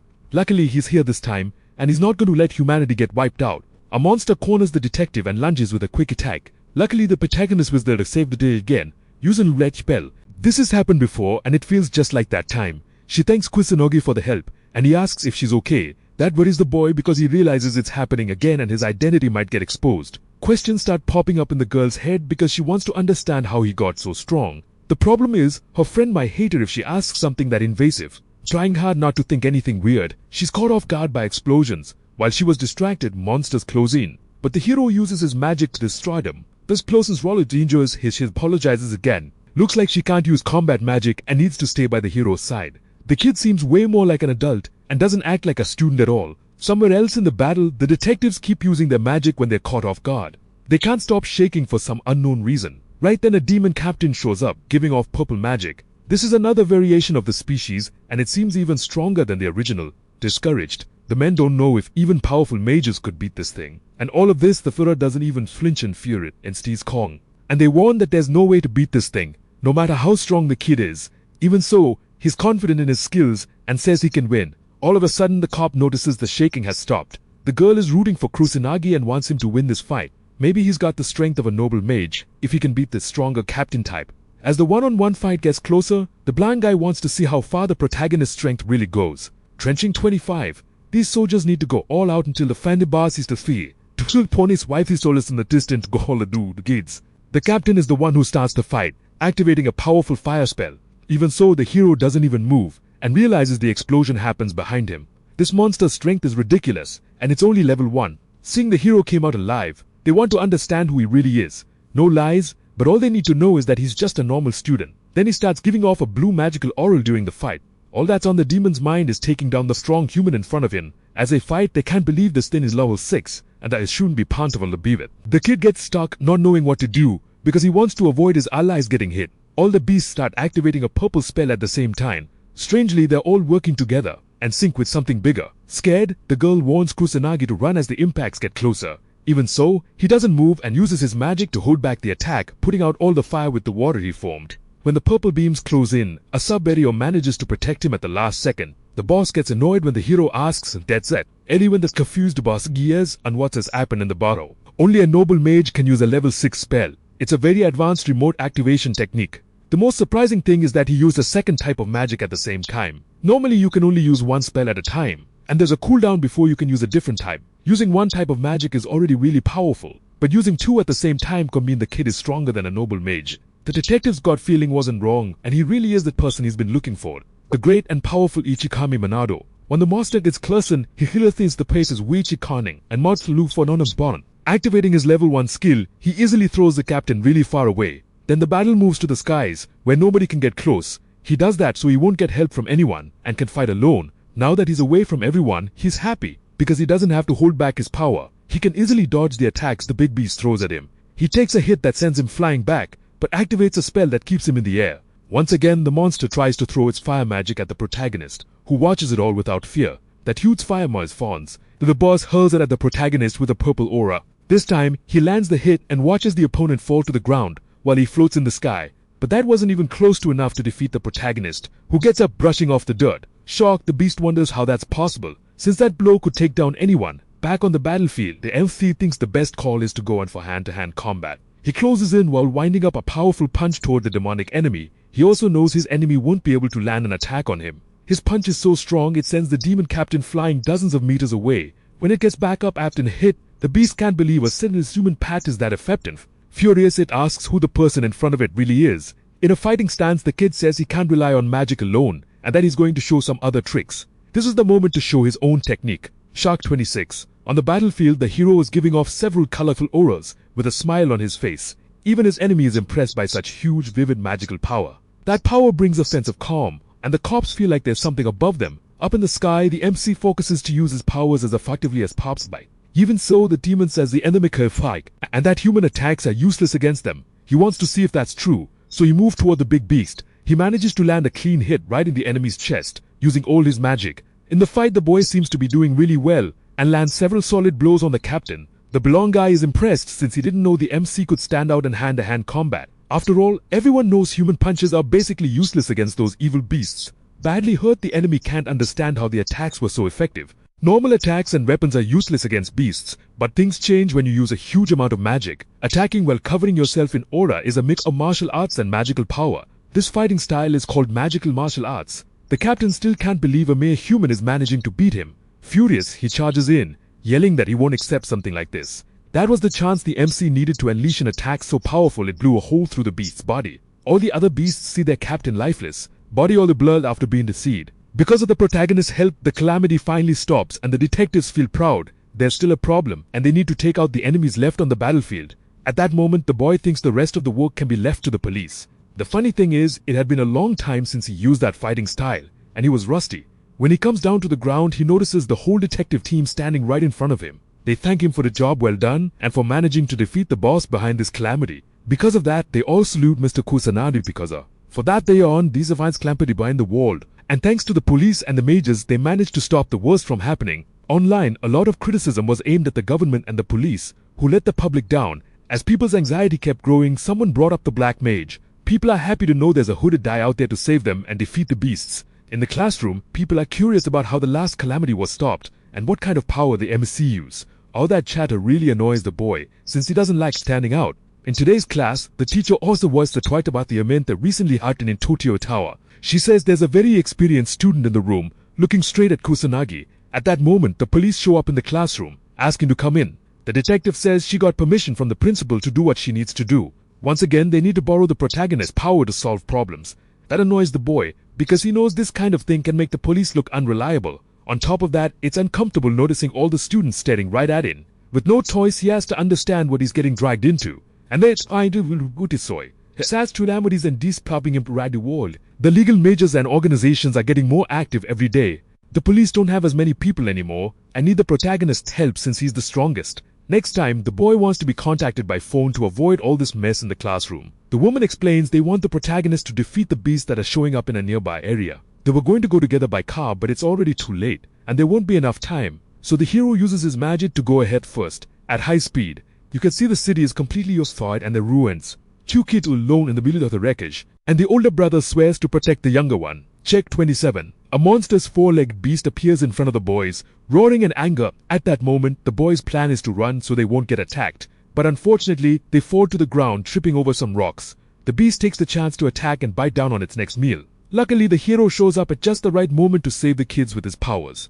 As he comes up to the boys, he praises them both and says they did really well. Then he hands back the boys' doll that had fallen earlier. When he was to the next fight, he hands that toy to protect them. Seeing the man lead with his powers, the younger kid feels really fired up. You can tell the battle in this city is way more of a mess than the one that happened at the academy before.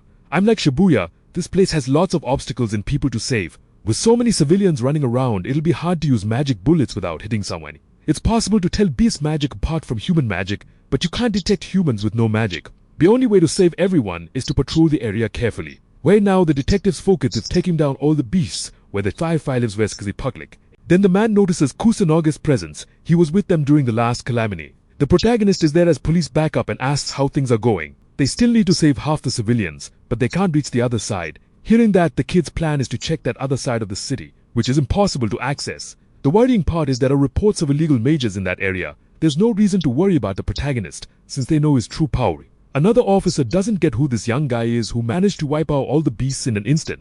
Gebi he show up in the fight to save everyone during this chaotic time. Lautlaset power being used in a siege to destroy evil creatures. Demonic captains showing up outside a calamity was something that would have been impossible even 50 years ago. The beasts are increasing in number and gradually getting more and more powerful. They're getting so strong that maybe even the protagonist won't be able to handle it. If they don't start taking precautions now, things could spiral out of control. He's got a lot of plans in mind, but he's not sure which one to go with right now. Patrolling through the city, he saves a bunch of people as his detective friend approaches. The detectives thank Kusanagi again for the help, since he helped Manhwa as the demon.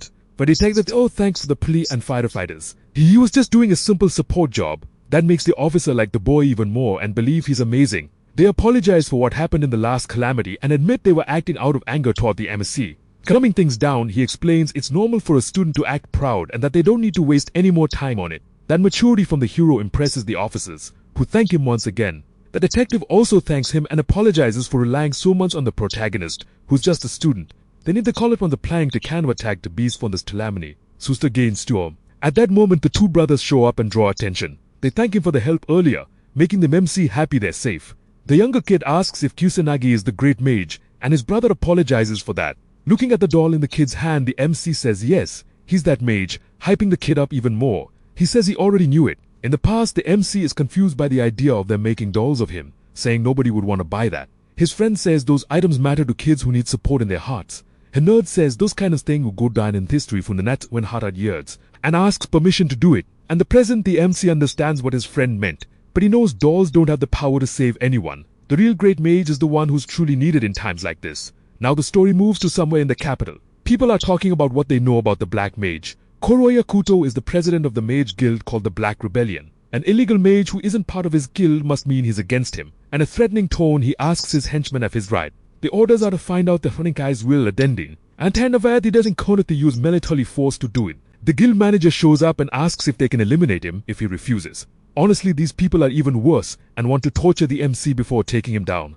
That gets the manager even more pumped to do the job. Tab 28, the girl wants to know how much power Kusanagi has. Her friend wants to know too and starts theorizing how high the numbers go. It's revealed his power level is 990,000. That leaves the trio confused, thinking that amount of power is ever the tower. After all, the great mage Minato is known for having on the 1 million power. 1 million is considered the highest limit of magical power, and it's basically common knowledge. That makes the hero curious about how far his magical powers go, so he looks it up online. After messing with his phone for a while, he forgets how to use it and gives up because it's too complicated. Suddenly, he gets a call from someone. The person apologizes for the sudden call, but asks if the MC has any free time. Shiol wants to know if the hero's friends are there too, and asks him to put the call on speaker. The MC is so digitally illiterate, he can't even friend on that feature and asks his friends for help. Because of the rise in monsters, the police decided to set up a specialized anti-monster unit.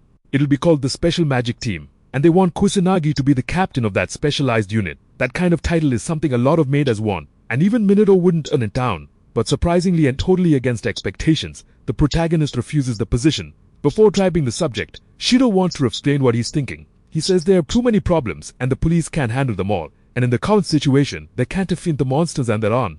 The hero figures that's happening because Mage's overall level is low right now. The heads of the noble Mage families haven't come back from their meeting on another continent, leaving only someone named Fuka. When he stops to think about it, the protagonist realizes he's never met his friend's parents. On top of that, he recommends the 3 friends from the academy join the specialized unit too. He'll handle all the problems in negotiations so the boy can focus on leading the mages. He begs him to take the position because he's the only person they can truly rely on. After seeing all that, PNC ends up agreeing to become the captain. That really fires up the blonde guy who didn't expect his proposal to actually be accepted. His friends agree too, and they've got no reason to turn down something this good. He has a few worries about the position, but he thinks it'll be fine if he can train a few mages.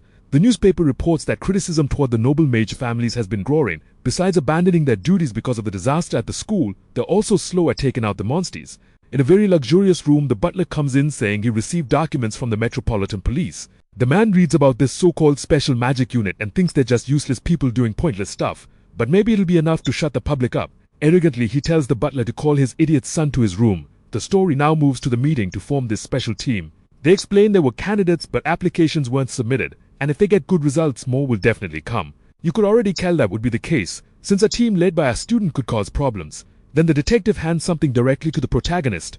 It's a chapter we made by to put in the cause. As per storing when needed, it's temporary because none of them are qualified mages yet.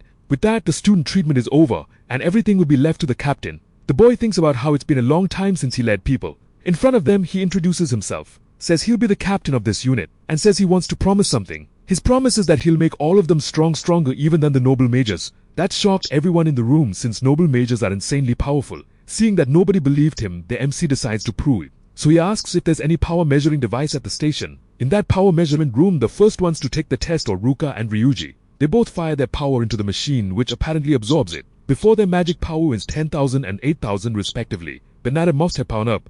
The girl was stunned when she sees the novice under spray and hit 30,000. The same happens with the big guy who hits 28,000, an increase of 20,000 power. That amazes the police who realize those levels are high-rank mage territory. But the MC says it's way too early to be surprised and asks his friend to measure her power too. Chapter 29. The girl gets nervous, thinking about what'll happen if the power gap between her and her sister is too big. Even though she's worked really hard, she's still just an ordinary person and she's scared of the results. But she's just scared she won't run away anymore. No matter what happens in the end, letting all her power out, she refuses to fool herself one more time in her life. The detectives are impressed and curious to see the result. The number shown is an incredible 26,000, and according to the stats, she should be around 2,000.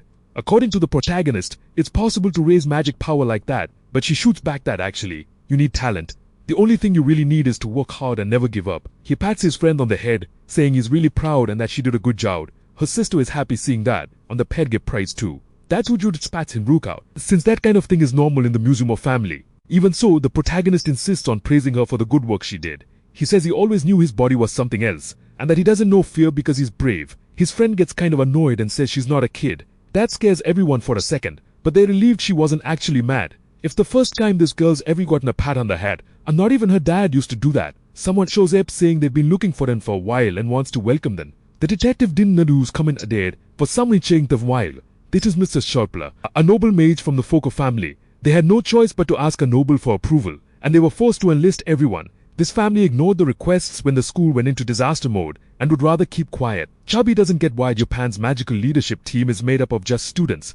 So the cop explains it was this student who stopped the calamity, and his achievements got him made captain of the unit. The mage can't understand how a regular person, who isn't a noble, stopped a disaster. Stepping on the MC's foot, he asks how Sunket dares to be in a position of button. His friends get pissed about it and start cussing him out. The noble says commoners get emotional easily and looks at the two museum daughters. He says the two of them don't look like trash like the rest. With a nasty grin, he says he'll be the unit captain, even though it's already been decided otherwise. He suggests that whoever defeats the calamity boss earns the right to be captain. Not caring what anyone thinks, he says it's decided and walks off. Even so, the hero stays calm and knows there's no stopping a loudmouth like that. The hero stays and won't let Choppy become a team captain. The MC wonders why the three of them are way more pissed about this than he is. Now they're at the police training area. Once again, the MC is stuck and wants to understand the level of magical power they're dealing with. To start, he wants to explain the importance of magic to everyone. Power or mana is the energy needed to produce magic, but it has other uses too. Then he asks the big guy to attack with his full strength. Charging in with a punch, he says, "Don't complain later." The hit lands on the protagonist's face, but it's blocked by the Manta barrier. He had learned the man that you can use it naturally, and if your storage is insane, you can do it all the time. While his friend throws a bunch of punches, he explains this is called automatic magic. Increasing your power capacity is the most important thing for mages, and everyone needs to keep that in mind. Besides training, they'll need equipment and some kind of anti-monster gear. From Shadow's look, it must be hard to get that, and he asks them to wait a little longer. He thinks those items don't exist anymore these days, and decides to try making something himself. Looking through the drawers, he guides a cheap ring to use, but that won't be enough, and the boy realizes he needs to go shopping. Right then, Ruka calls his phone. After a moment of silence, the girl says only he can be captain and encourages him. Laughing at her attitude, he decides to ask while he's still on the call. He asks her to go shopping together, since he doesn't know where to find accessories. He explains he wants to go with just the girl and there's no need to go in big groups. That makes the girl a little shy. Excited about the shopping day, the boy wants to know what she thinks about it. She's 30. After warned, the girl shy she thinks he might go shopping with the MC. It could save his life and they decide to meet at the station the next day. With that, he should be able to buy rings for all the members and he wonders if he should start making anti-monster gear. Using his magic on the cheap jewelry, he thinks it might work somehow. Just then dinner is ready and the girl goes to call her sister, but she doesn't answer. When she goes into the room, she realizes the girl is picking out clothes at this hour. Seeing the room totally messy with clothes everywhere, she tells her the food's ready. It's the first time she's seen her sister excited about something, as she wonders if she's doing her date. The next day, the protagonist is already at the agreed station, waiting for his classmate. The girl needs to hide her magic so Manhwa won't notice it, and she can't get too close. She blames herself for spying on her friend and her sister at a time like this. All of a sudden, Ruka shows up looking really pretty, drawing everyone's attention on the street. When he gets there, he asks if he made his friend wait too long. He explains he just got there. The guys on the street get jealous of the MC, thinking he's the girl's boyfriend. That also annoys Eureka, who doesn't believe the two of them are on a date. It's explained that the protagonist came there to buy some rings. He needs them as kind of a gift, and actually wants Semel. That slinks the Quran, as she sends to paint as a polygamy. If they need to buy in bulk, cheap rings are better, and she knows the right place. So they go to a few shops to look for those items. While being watched from afar, it's really hard to find the exact ring the protagonist wants in that market. Even when they find a cool ring, something feels off. The girl gets uncomfortable when she notices their faces are way too close. The saleswoman says she can give a nice discount if the ring is a gift for his girlfriend. That embarrasses the MC, and he gets cut off by Ruka, who says she's not his girlfriend. The saleswoman who's an ex-beckon that Ampher and gets embarrassed. Awkwardly, she tells them to feel free to look around the store. Taking a short break, the MC says he's exhausted from walking around somewhere so packed with people. It's so hard to find what he's looking for that he thinks about changing his requirements. All of a sudden, the witch says she's not good at showing affection. She says her friend knows what she's like and how her personality works. She says she can't even interact well with her own sister and that she's caused a lot of suffering. She says her friend would be better off shopping with her sister and he should go with her, and then Nash offs to go home. With the boy cuts in and says he'd go with her side shoe. He explains that the girl looked up where the shops were beforehand and worked really hard to choose which ones they'd visit, and he wants her to know she really is a huge help. That moves Ruka and she gets shy, not knowing what to say. From far away, the spy realizes she's never seen her sister like that. Taking off her disguise, she wonders what she's even doing there and decides to go home. Finally, after a long time searching, they find some decent rings to buy. The protagonist buys 5 of each, needed for the team members. The witch knows their finds with each diver to get a carefully choose and get it. These items are needed as equipment and will definitely make the squad happy. Finally, Ruka understands why the whole shopping thing was such a big deal. So the protagonist thanks his friend for the help, saying she was really useful. Like an honorable man, he decides to repay her somehow. Then he shows a pretty ring as a gift. In a romantic way, he takes his friend's hand and puts the ring on her finger. It's the first special ring he made, and he asks her to take good care of the equipment. When she gets the gift, the girl gets embarrassed and decides to leave. It is time to explain how the anti-monster equipment worked, but he decides to leave it for another time. Walking through the streets, the girl looks at the ring on her finger. Holding it close to her heart, she gets embarrassed and shy. Chalk 31. Now it's time to put the equipment into each team member's hands. The detectives are impressed by the magical reaction and realize it's a kind of anti-monster equipment. If they're infused with magic, they can be used. This item, when infused with magical power, lets you use level 1 wind magic. That impresses the blind guy who doesn't understand how the protagonist still wants something. That's because blacksmiths capable of making items like that are basically non-existent in today's world. He says the boy never stops impressing him with what he does. Yukin also gets curious about her older sister's ring. She notices her sister is wearing an item she wasn't wearing before and figures she got it on the date. She gets restless, thinking about what exactly happened after she left. A team needs a good way to get around and can't rely on cars that aren't fast enough. Sheila remembers they always showed up late to battle scenes with the police vehicles. With that equipment, anyone can use wind magic to cat-tan shuttle this. But they have to remember it's a basic spell and shouldn't be used to attack anyone. Air magic involves flight and acceleration and needs to start with a jump. Her friend is the first one who manages to float without any trouble and gets praised. It's nothing to her since she's trained manipulation magic forever. The guilt of spying on her friends weighs on the girl's heart. At that moment, the MC asks if she knows Ichikami Minato, and she says he's the person she admires most. His power level was around 1 million, and he could use long-range spells, but he died fighting a demon girl.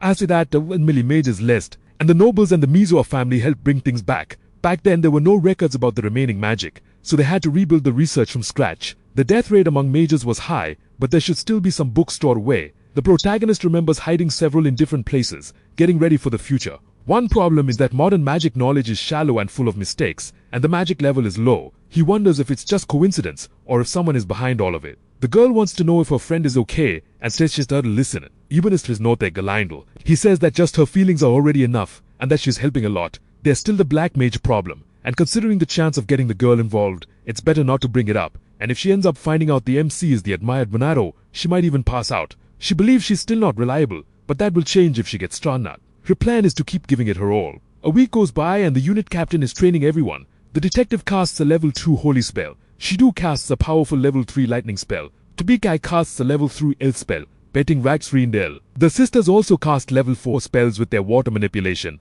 The NC is happy because everyone's level 1 up, and Sanatic can already use a sense of strikes too. Besides that, what intrigues the boy most is the sisters' compatibility, which is impressive. Their powers are strong enough to open huge holes in the ground, which gets the blue-haired girl excited. Everyone's doing a good job, but they shouldn't get cocky just because they're level 1 up. So he asks his friend to use a level 4 spell against him. The girl gets ready to throw a powerful attack using a blue aura. As a counter, the protagonist casts a level 1 wood spell. With his huge power, the level 1 spell easily cancels out his friend's level 4. It's explained that level raises the limit of magic you can use, but it doesn't mean it'll be stronger. Attributes matter a lot, and water is way weaker than earth. They shouldn't get stuck on the idea of level and need to understand magical power to become stronger. Also, they're teammates, and if they combine their powers, they can become stronger. Their fires at the crop and their fee minavay to train. Right then, the chubby guy shows up complaining that it's way too complicated for a commoner. Since the calamity still hasn't come, he's bored not training and not fighting monsters. He thinks all of this is way too complicated and would rather let the police handle these problems. Nobody on the team likes the noble, and everyone gets annoyed when he shows up. Feeling powerful, he wants the calamity to hurry up and come already. His wish is heard, and the sky turns red, and the calamity appears in front of the team. The team that defeats the Phantom Balls first will earn the right to lead the squad. Track 32. They're focused, and they're never going to lose to someone like that noble. Taking off at full speed, the proud man says goodbye, waving at the failures. Beating the team, the protagonist tells everyone to put on their headphones. This is the first real fight since the squad was formed, and they can't let their guard down. While floating through the city, the chubby guy doesn't care about messing up traffic. He jokes that everyone's so slow it makes him sleepy. Even with the extra weight, the chubby guy's team is really fast. That's because they're skilled with wind magic. The X is filled with has a foot tank casting out. The hero knows he could beat him alone, but that would go against the whole point of having a squad. Floating around, he keeps laughing at opponents who can't even get close. Annoyed, Yuka can't hear what they're saying, but she's sure it's just nonsense. Finally, the slick-haired guy's team reaches the calamity site and decides to wipe out the monsters. They throw as much green power as they can toward the enemies to destroy everything. As civilians run away, he tells them to keep crushing the demons. Luckily, before the couple gets hit, the hero Shazam, shoveling his multi-perio. Seriously, he asks what his teammates think they're doing. At that moment, his purple oil starts pouring out, and the chubby guy realizes he can't move. The rest of the police squad and his friends arrive to check if people are okay. Yuko gets really pissed and tells them not to drag regular people into this mess. The noble can't figure out why he can't move and thinks the brat has something to do with it. He says it's because people are getting in the way of the noble's magic. He orders his goons to deal with the people while he goes to defeat the boss. It's easy to take Fuka out. The Umalik let the Oni for the fight. This is the perfect chance the MC was waiting for. He decides to protect the civilians while his friends focus on wiping out the monsters. But even a powerful mage can struggle to protect everything alone. Confidently, he says he's the captain of the special anti-monster squad. The blonde guy agrees it was stupid to have asked that. They can't rely on Miniko forever and need to take out the monsters on their own. The orders are to push forward and win for the team's sake. Everyone in the squad uses their abilities to push through the battlefield. Now fired up, they fire off their powers with precision toward the enemies closing in. The little girl throws with little fee water powers the demons that were close. Before she was scared and couldn't do anything, but now she can take down demon soldiers. She feels proud of how much stronger she's gotten. There's a lot of magical energy in the area, and from the looks of it, a lot of civilians couldn't escape. The protagonist knows the rescue won't be easy this time. If it were anyone else, they couldn't handle it, but he's the great mage. On the other side of the battle, the goons and the noble keep attacking non-side. The protagonist's trail of friends forms up, taking down enemies together. Suddenly they feel a magical energy and realize there's a team in his front of him. It's the chance that Noble wanted to show his true level 4 magic against the boss. His soldiers say the demon can't be beaten with just a simple level 4 spell. But the fat guy is proud and thinks he can do it, since only a few humans have beaten demons. Being a noble mage, he thinks it's only natural to win these battles and activates his magic. His counter, the demon also unleashes powerful fire abilities across the battlefield. And seconds, the man's magic is overwhelmed by the beasts terrified of losing. They decide to retreat and run. Unfortunately, the civilians are left behind by the man who doesn't care about their lives. Right then, the hero shows up and saves the day yet again. He casts powerful spells to withstand the impact of the enemy's strike. His friends help him, raising their hands to support him with spells. Lying on the ground, the chubby guy feels relieved he escaped defeat. Annoyed, Yueka asks why he dragged the citizens into this, but the noble says it's their fault for not running and being slower than his noble magic. Furious, the gold delivers a false fart across the fire soul's face. Juxlodic fury. The slap is so strong it sends the man flying, and right after that she curses out the fat guy as a noble with no honor at all. Lying on the ground, the noble can't believe they actually dared to hit him for real. The friends decide to leave the frat guy behind while they focus on taking out the rest of the enemies from far away. The MC sees the whole thing and is happy they managed to bounce back fast, but there are still people who need saving and the boss is still on the loose out there. The huge beast walks through the city, radiating its evil ooga sighting. The guilds want to Ryan because they think they can't beat the enemy. Fatso admits the enemies are pretty strong even for someone like him, but he has an idea to use the rival team to wear the beast down, giving him a chance to land the final blow. His friends think that's brilliant and get motivated to put the plan into action. Finally, the monster is getting close to the trail of hero mages. Even if the enemy magic is powerful, they have to win no matter what. The big guy is the first to charge in with his strong magic and powers. Then the detectives and the girls start throwing their spells at the beast together. They all go in the same direction and create a mist on impact. Even so, they weren't able to defeat the monster, which stays standing and keeps fighting. They need level 4 spells or a huge amount of magical power to beat it. Now it's the beast's turn to counterattack and it starts activating its evil powers. Managing to float, the friends barely dodge the tally hits. This power is stronger than before and twice as powerful as the girl's magic. The debt between them is massive, and there's no way they can win like this. Through the headset, the hero realizes his friends are having trouble and decides to give advice. His tip is that they need to work together and truly combine their powers. He says the key is between the two sisters. No time to explain. He says they need to figure it out on their own. Right then, shots are fired toward the girl and she manages to dodge. They realize they need to understand Kusanagi's words because they meant something. Like her sister said, Minato always led the team, and that means something. Like her said is to take out the small enemies first, like dodging the team's madding. Their friends can attack from one side while they attack from the other, and she gives the signal when the magic is coming. In front of them, the big beast starts prepping several spells at the same time. Working together, the girl starts counting the seconds to kick off the plan. She warns them at the exact moment everyone needs to dodge the impact. The MC realizes his friend is the one in charge, and notices she's got a talent for reading people. Even so, she doubts herself, because her power levels still don't seem high enough. Scared, she tries to remember what her friend said a little while ago. She's out scared this weird method is going to work. But common sense has already been thrown out the window. In a risky move, she asks everyone to lend her their power. The noble sees this and doesn't understand what they're trying to do. United as one team, everyone focuses on pulling off the idea. They don't have any other options, so they choose to believe in the girl. They'll have to push themselves for this, and if it doesn't work, they need a plan B. The monster fires off 5 powerful spells, trying to chain attacks together. It shoots a massive blast of fire straight at the enemies. The impact shoots trying to noble street enemies than Chaitanak. But then all of a sudden they all step out of the flames alive, already getting spells ready. The group support activates sacred healing magic on everyone. From a distance the hero realizes it was a smart plan and praises the use of healing. Now it's the two sisters' turn and they get ready to cast their magic together. This is the right plan because their individual power is weak, but combining is the answer. Together they manage to form a level 6 spell called Water Torrent. The attack is launched at the monster and it gets flooded by the forte. That trucks that attacked it. To don't believe they could follow out level 6 man did. Even so, the monster is still alive, and the battle isn't over. This is the chance that chubby guy wanted to land the finishing blow, but suddenly his body's strength starts to run out. The hero arrives at just the right moment and casts a powerful spell. The team realizes the beast has stopped moving, and is one step from the end. The sky finally clears, and the enemy is defeated, stopping the calamity.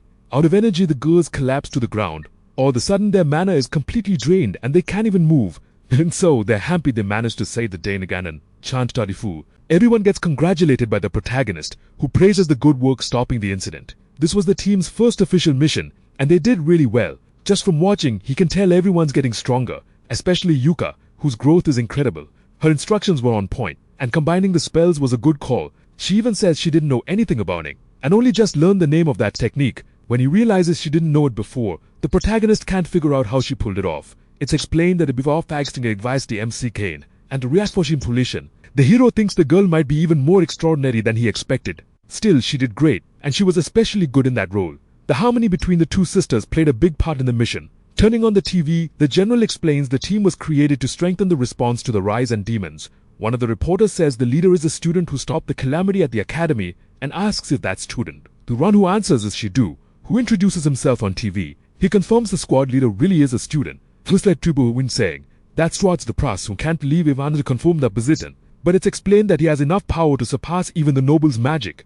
During the calamity at the academy, not even the nobles showed up to help, leaving the police and citizens in a tough spot. But the hero appeared right then and saved everyone's lives.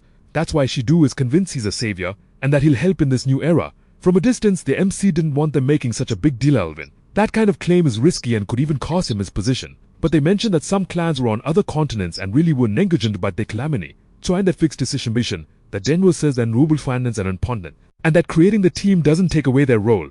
Right then, the chubby guy shows up and orders everyone to kneel. He says he'll be the new squad leader because a noble deserves that role. He says rejecting him and holding a conference without him is rude. Annoyed, the detective asks why he's there, since he lost the challenge. Pretending he forgot, he says he doesn't remember making any promise like that. He says that as a noble, his words are absolute, and commoners have to obey him. Right then, a journalist asks to ask a question to the supposed new leader. She says they got information that they didn't help citizens during the calamity, and even dragged them into fights. That puts him in a tough spot, but he lies and says that didn't happen. In the journalist's sim that got the same information, and have videos and images, the uproar starts, because those families are supposed to protect citizens, not put them in danger. Irritated, the noble tells everyone to shut up, and says it's people's fault for standing in front of his magic. The detective asks everyone to realize he's corrupt. He says what they need are heroes who actually want to protect the people without acting selfishly. He says they don't need nobles who don't protect their citizens. Defeated, the three of them run off, saying the detectives will pay and regret it. Watching everything on 3v, the detectives will pay and the three do serve for him. On a tablet, the girls notice there are videos all over the internet about the calamity. The noble mages are getting the most criticism, especially the chubby guy. The internet is a scary place for the MC, who realizes how fast everything spreads. Right then, the girl freaks out when she sees their faces were caught on camera. It's almost impossible to hide the protagonist's identity now, and everything could get more complicated. A week later, in the meeting room, he asks what the point of all this is. He gets freaked out by so many people saying in the womb's tears. Point the case with the press outcomes. The number of volunteers went up because he acted out of control on TV. He says he'll reward the MC for it. He really wanted to train young mages, but he didn't want to stand out at all. But his friend shows up to hype him up, saying the world can't take its eyes off the handsome guy now. Unfortunately, that really bothers him, since he doesn't want to draw attention. At night, someone is tied to a chair in a creepy place. The person who captured him wants to know everything this poor guy knows. The title wants all the information about the Plat Mage. He's the young guy who could capture insane spouts, and that's all he knows. Angry, the lunatic lunges with knives, screaming because he thinks there's more than that. Crying, the man remembers that the police are doing shifts at the Magic Academy to find out who this mage is. One rumor is that this person is a student, and there's nothing else to say. With no way to help more, the hostage asks to be let go. But like a madman, his captor kills him in seconds, getting pissed when the blood stains his expensive suit. In a fit of madness, he wipes his clothes while yelling filth, excited by the idea of the fear a student might feel. He tells Oblatnage he wiped for his rival. Shape 35, putting the hood back on, the protagonist arrives in Shinjuku. Floating, he sees some people walking by and filming around. When he notices a monster lying on the ground, he sees signs that the Black Mage was there. The MC thought the hype around him had already died down, but even so, they're still looking for him. Patrols have increased and seem to deal with monsters and disasters more efficiently now. Maybe they don't need the Black Mage's help as much anymore. Suddenly, he sees some thugs collecting a debt of 10 million yen. The Mabida says he only borrowed 200 taels and more, turning a season sug from a billion. They say that's what the interest is for, and that the rate is high. Right then, the protagonist jumps in to save the man who was almost killed, creating a magic barrier that holds up against the hits. Annoyed, the thieves think the kid in front of them is trying to play hero. In the blink of an eye, they're completely beaten up and too weak to react. With so many problems, the police don't have time to deal with illegal mages. Rumors say crime syndicates are after the Black Mage. That sparks the protagonist's curiosity, and he wants to know more about this organization. The frogs say they don't know much, but their other name is Black Rebellion. The MC promises to let them go if they tell him what they know. The Rebellion is an organization of mages that stays out of the public eye, involved in all kinds of crimes. They're gangs kind of like the Yakuza or the Mafia, with connections in the media and politics. There's a branch in Kabukicho, and the two of them hope they'll get a chance to get into it. After saying that, they end up getting beaten up by the protagonist one more time. Even so, he thinks about how Sanada had already mentioned the rise in illegal mage activity, dealing with monsters and disasters Kambilekti Minato Kusanagi Academy, while the Black Mage handles the underworld. Now he decides it's time to wipe out the Kabukicho branch. That branch is located in an area packed with nightclubs and drunk people. As he walks around, people offer him fancy rooms in red light houses at a discount. Modern entertainment districts are really lively and even kind of overwhelm the protagonist. Everywhere you can feel magic, and it's impossible to tell who belongs to the organization. Maybe he should start by arresting a few people and asking questions. Maybe he should start by detaining people who are doing shale start by there. In a dark alley, men saw weird things and get annoyed by the protagonist's presence. Once again, he takes the men down without even breaking a sweat. Then one of the thugs tells him where the organization's members are gathering in exchange for being let go. Knocking the man down, he hopes what he heard is true. With the info, he arrives at a bar called Western. Inside, some rough-looking guys are waiting for their buddies. The bartender asks what the customer wants. Handing over money, the girl asks for some hush-hush information. She wants to know the Black Rebellion's hade. That they still asked the wrong question. And then she will ask in Pompanos. The right question is what's going to happen to her next. And a few men step closer. They already knew someone was snooping around their business, but they didn't expect it to be such a pretty woman. Looks like the girl got fed bad info and walked right into this mess. Using their powers, they ordered to capture her, but keep her alive. Skillfully, she manages to hold out and dodge the magical attacks.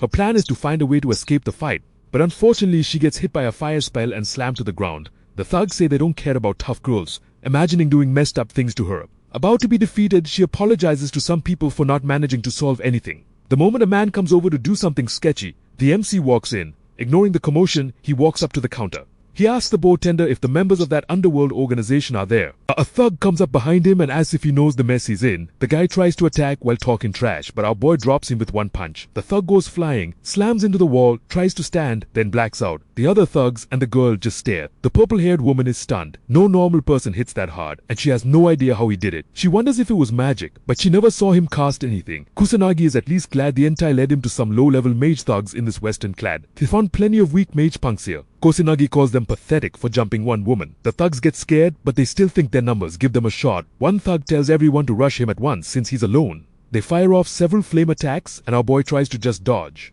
The purple-haired woman doubts he can win against so many enemies, especially indoors. She figures he can't use big spells here and yells for him to run. Right before they hit him, he finally loses patience. He slips past every attack and closes the gap fast. Then he gets in close and starts staring patches. In seconds, our boy beats them down one by one and knocks them all out. The woman is speechless. He moved so fast, she couldn't even follow what happened. She wonders again if that was some kind of magic. One thug breaks down crying and demands to know who he is. Kusanagi says he's the Black Mage, the man who wiped out Black Rebellion. He knocks out the last thug and walks over to the girl. She's still shocked by how easily he crushed everyone and wonders if he's some elite or legendary mage. When Kusanagi gets closer, she realizes he looks like a high school student. She says his eyes stand out. He gets a little worried and asks if she's hurt. She says she's fine and not injured. He then walks over to the bartender hiding behind the counter. Kusanagi demands info on Black Rebellion, but the bartender refuses. He's scared they'll kill him for talking. So our boy smashes the table with one punch to scare him. He asks again and says this is the bartender's last chance.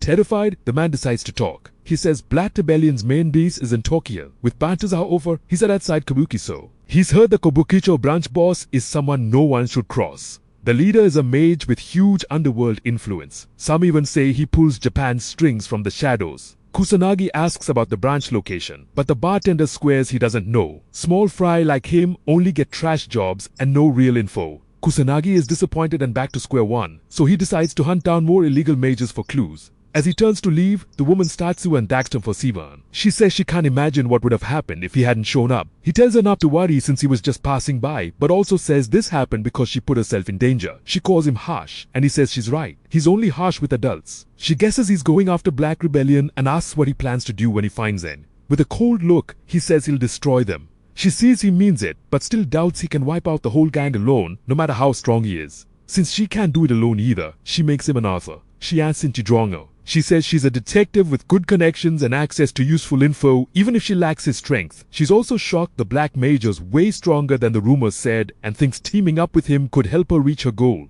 Kusanagi gets it and asks if she wants his power in exchange for her intel. She says exactly and calls it the perfect deal. She holds out her hand and asks for his help. He knows he needs information, but he still wonders if he can trust her. Then he figures it's fine. If things go bad, he can just ditch her. He accepts and shakes her hand. She introduces herself as Leona, while our boy simply says he's a Black Mage. She says that name's kind of hard and asks why he doesn't use something shorter. He tells her to call him whatever she wants, so she picks Chrono and he goes with it. He asks why the thugs were after her and she says she was trying to find Black Rebellion's hideout. He calls her stupid for being so reckless. She says they're both chasing the same thing, but he reminds her he can actually protect himself. She admits she has plenty of weak spots. Still, she says she had no other choice because nobody dares go against Black Rebellion. These days rogue mages do whatever they want in Kabukicho because the police are too busy dealing with the calamities. Kusanagi remembers Sonata telling him that before. Now he sees how roughly on a situation really is. Trying to stay calm, Leona reveals that rogue mages attacked her younger brother. After their parents died, she had to raise him by herself. She worked hard to give him a decent life. She knows she couldn't spend much time with him and that he was probably... And that wraps up today's journey through the realm.